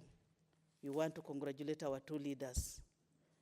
I belong to Aman National Congress, ANC, and it sounds bad when somebody starts saying this one is a smaller party, this one is what. We all belong to this house.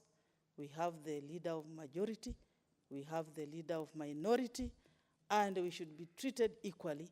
We are not representing parties here, we are representing Kenyans. And all should be respected. All our leaders.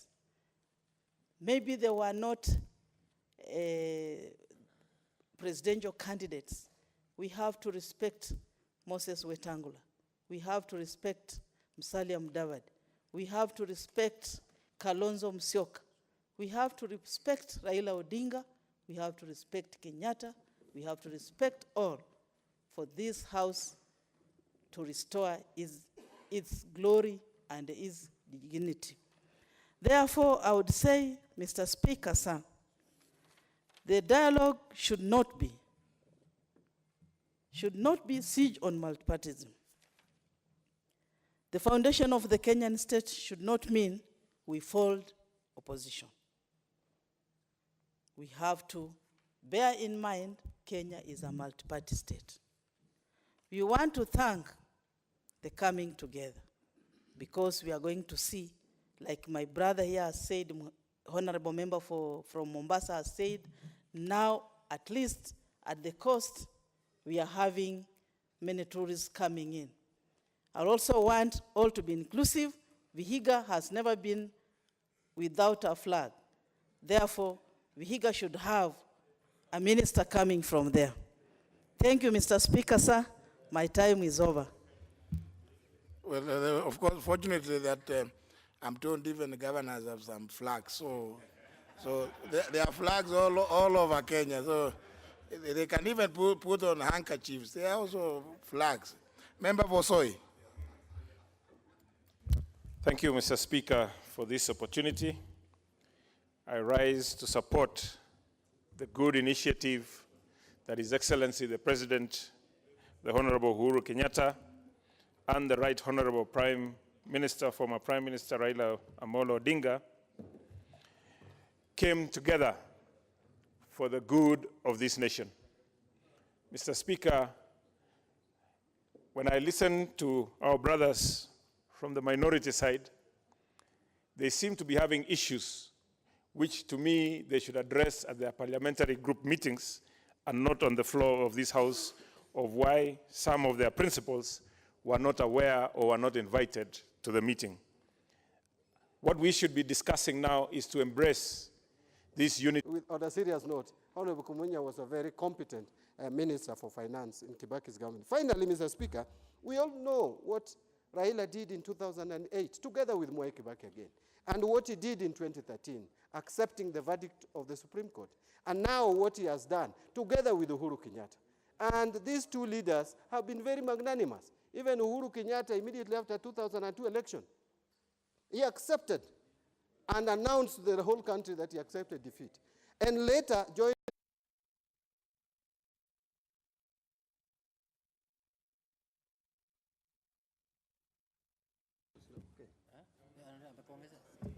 because we need the answer to wonder whether the little minority disappeared.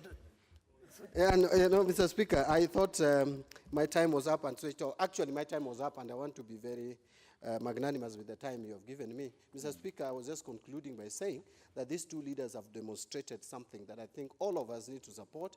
Let us not complain too much. Let us not go to the petty, small issues as opposed to the bigger issue. And as I said, and I want to conclude, that this is not about any election. It is not about 2022. It is not about sharing of positions. This is about Kenya. Let us concentrate in building Kenya and growing our economy. Have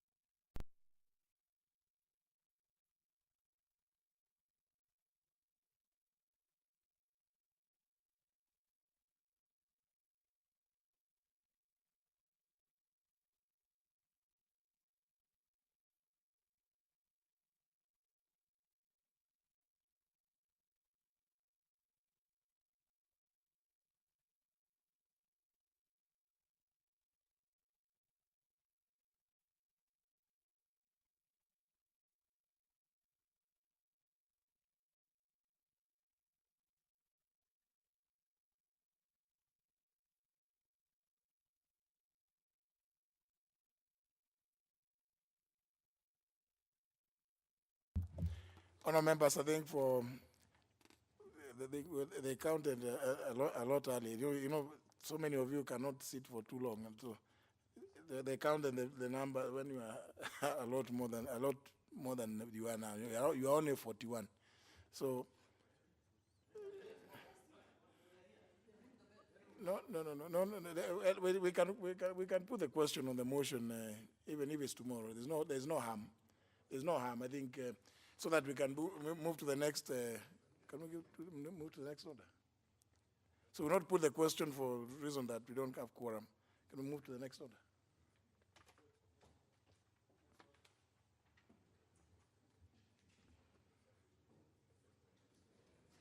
Order number 13, motion, report of the Public Accounts Committee on the accounts of various institutions.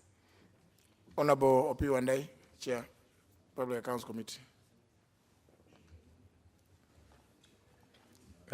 Honorable Speaker, I wish to move that this House adopts the report of the Public Accounts Committee on the accounts of the National Cohesion and Integration Commission, the Commission on Revenue Allocation, Ethics and Anti-Corruption Commission, National Lands Commission, the National Assembly, and the Parliamentary Service Commission for the year 2015-2016, laid on the table of the House on Tuesday, March 13, 2018. Mr. Speaker, as I move this motion, which is essentially a routine motion, nothing really unusual about it. Mr. Speaker, I wish firstly to appreciate the enormous efforts that have been put in by members of my committee. Mr. Speaker, I wish to assure you that indeed my committee is composed of honorable members, men and women, who have given all it takes to make the committee succeed from day one. Mr. Speaker, I wish also to point out that there's a point of order from the Honorable Kajwan. Mr. Speaker, as you know, I can't interrupt my friend when he's on this. But, Mr. Speaker, a report of PSC, traditionally, is one of the most important reports we have in this House. In fact, Honorable Wandai bears himself some of the biggest responsibility in this House. Mr. Speaker, could it be in order if my friend would move to the dispatch box or somewhere where historically we can see him as the chairman of PSC presenting a report, not like a backbencher where we have to screen our heads looking behind. Honorable TJ Kajwang, you're right. The Honorable Andai is at liberty to use the dispatch box.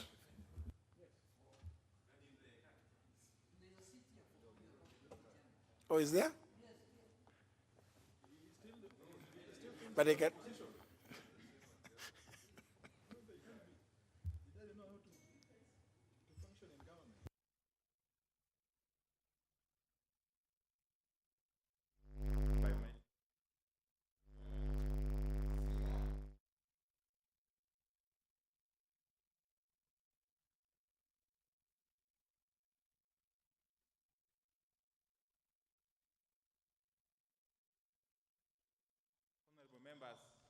Of my committee. And I must say, Mr. Speaker, that I'm indeed very proud of them. Mr. Speaker, it must be noted that Public Accounts Committee plays a very key role. Indeed, if you'll recall that under Article 203, the equitable share of revenue between the national government and the counties is premised upon the most recent audited accounts as approved by this House. You will come to the realization, Mr. Speaker, that Public Accounts Committee, which does the scrutiny of those very accounts, then plays a very key role indeed. Mr. Speaker, we must also note that as we speak, we still have a backlog of audited accounts, some dating back to as far as 2014, that need to be scrutinized by the Public Accounts Committee. And for that reason, Mr. Speaker, my committee has developed a very, very ambitious work plan. A work plan that, if implemented fully, will allow us to reduce or to clear this backlog completely by the time the second session of this 12th Parliament comes to an end. Mr. Speaker, as I continue, it must also be noted that all accounting officers, all the accounting officers in charge of various departments, ministries, commissions, and independent offices, which fall under the purview of the Public Accounts Committee, insofar as the examination of their accounts is concerned, have got an obligation, Mr. Speaker, to cooperate with the Office of the Auditor General. Mr. Speaker, in the course of the examination of these 6 accounts, which are the subject of this particular motion, it came to our realization that a number of accounting officers have developed a very bad habit of procrastinating, of deliberately delaying or otherwise refusing to submit to the Auditor General the material that is asked of them on time. The Speaker, it was a matter of concern to us that some of these accounting officers have assumed that the Public Accounts Committee is an extension of the Auditor General's office. And what do I mean, Mr. Speaker? Mr. Speaker, there are cases where some of these accounting officers were asked to submit specific material to enable the Office of the Auditor General perform its task. But this material was not submitted up the time that the accounts were before us for the final examination. And then you would find these accounting officers bring before us heaps of materials, heaps of documents, materials which, Mr. Speaker, we could not actually have time to examine. Materials which could have been examined much earlier by the Auditor General. Mr. Speaker, you will realize that the Auditor General has got 6 months. 6 months from the time that the financial year ends to be able to carry out the audits. And Mr. Speaker, upon the completion of his work, this Parliament only has got only 3 months to examine those accounts and to vote on them. So it's important that accounting officers cooperate because the timelines are extremely short. It's important, Mr. Speaker. Mr. Speaker, this House must continue to consider the office of the Auditor General as an ally. Indeed, in the course of our oversight duty, we need to cooperate and work hand in hand with the Auditor General, Mr. Speaker. And therefore, it is important that as we go along, we find it in ourselves to support this office financially and in any other way so that it can be able to function effectively, not only to make our work of oversight easier, but also to ensure that public funds are utilized properly. Mr. Speaker, I want to be very brief, and I'm basically concluding. Mr. Speaker, public resources are obviously limited, and therefore it behoves every accounting office to ensure that at all times these very limited public resources are applied properly, prudently, and in a manner that shows that they understand that they are dealing with resources that are meant to serve the greater good of the country as a whole. And therefore, my committee has undertaken to ensure that we make appropriate recommendations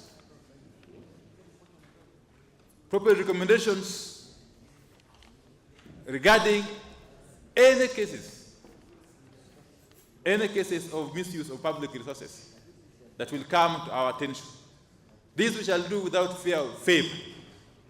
And therefore, all the accounting officers should be put on notice, should understand that it will no longer be business as usual. So, Mr. Speaker,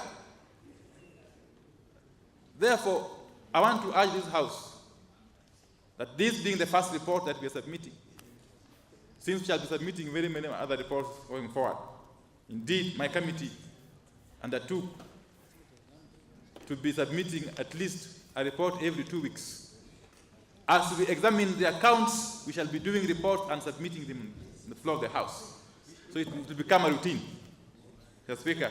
And therefore, I don't want to belabor the point. And I want to ask, I should have asked my vice chairperson, the Honorable Jessica Mbali, because of the shared responsibility, I've chosen to ask the Honorable Gideon Ron, the Honorable Member for Keio South in the great county of Marakwet, Elgeyo Marakwet, to second, Mr. Speaker. Thank you.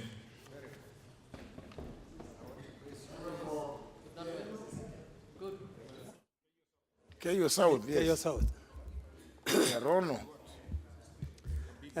For avoidance of doubt, Mr. Chairman, Speaker, sir, my name is Daniel Rono, MP Keio South, Elgeyo Marakwet County. Keio South was formerly led by Kiptanui, and before that, Honorable Biwott, the total man. God rest his soul in eternal peace. Madam Speaker, I second this report of Public Accounts Committee, which has touched on the examination of audited accounts of the various commissions, as Honorable Chairman has stated. Madam Speaker, as already been mentioned by the chairperson, the committee has taken the unprecedented measure of considering audited accounts for the 6 agencies. And this touches on the 2015-2016 as a way of clearing the backlog of the report. Madam Speaker, the committee noted by and large that accounting officers that appeared before the committee presented satisfactory explanations in resolutions to the issues raised in form of audit queries. However, the committee noted that at the time of writing this report, accounting officers, as mentioned by the Honorable Chairman of a Land Commission, before the committee, appeared before the committee without written submission and accompanied by accounting officers. The chairperson, as you have heard, Madam Speaker, noted that this kind of present casualness will not be entertained in future. In that regard, we have taken very firm steps that when appearing before our committee, accounting officers must appear. The committee noted that in some projects, project managers from the Ministry of Lands, for example, in a project which was undertaken at the Harambee House, actually caused the PSC, subjected the PSC into paying some interest through delayed payment. To this end, the committee is of the opinion that going forward, the ministry should be held financially accountable for any penalties arising from delays in processing certificates of works as well as invoices. With these few remarks, Mr. Speaker, I second. Thank you, Madam Speaker.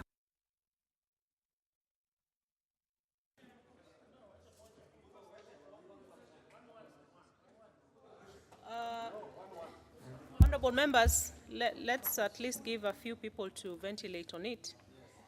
The Honorable, oh, sorry.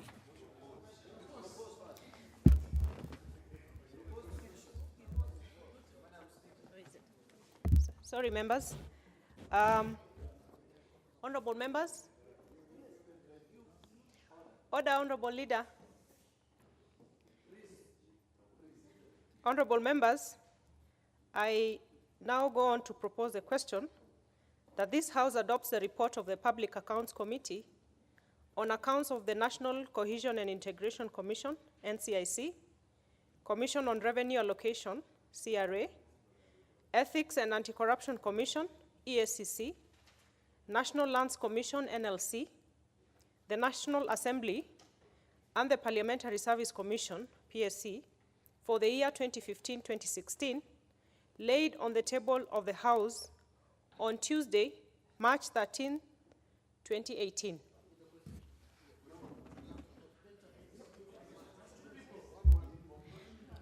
Honorable members, we don't have a lot of time, so let's give at least 1 or 2 members to. The Honorable Kimani Kuria. Thank you very much. Member for Molo.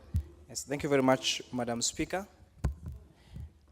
My name is Kuria Kimani, member for Molo constituency, and also a member of Public Accounts Committee. And as my able chair and Honorable Rono said, I don't think it's in order that our leader of majorities be talking so loudly when I'm contributing to the current financial to be able to divide revenue effectively and efficiently. Madam Speaker, I support. Honorable Majority Leader, you displaced Honorable Majority. Madam Speaker, I want to confirm that, the deal, the relationship between the President and the Right Honourable Prime Minister, Lee and ODM, is real. It's real, and this reminds us of 1963, when Jaramogi, the late Jaramogi, had with the late Kenyatta. I'm sure that is relevant. But I want to thank Honorable Wanda. And his seat is here. But because, you know, his seat is here. But because, you know, this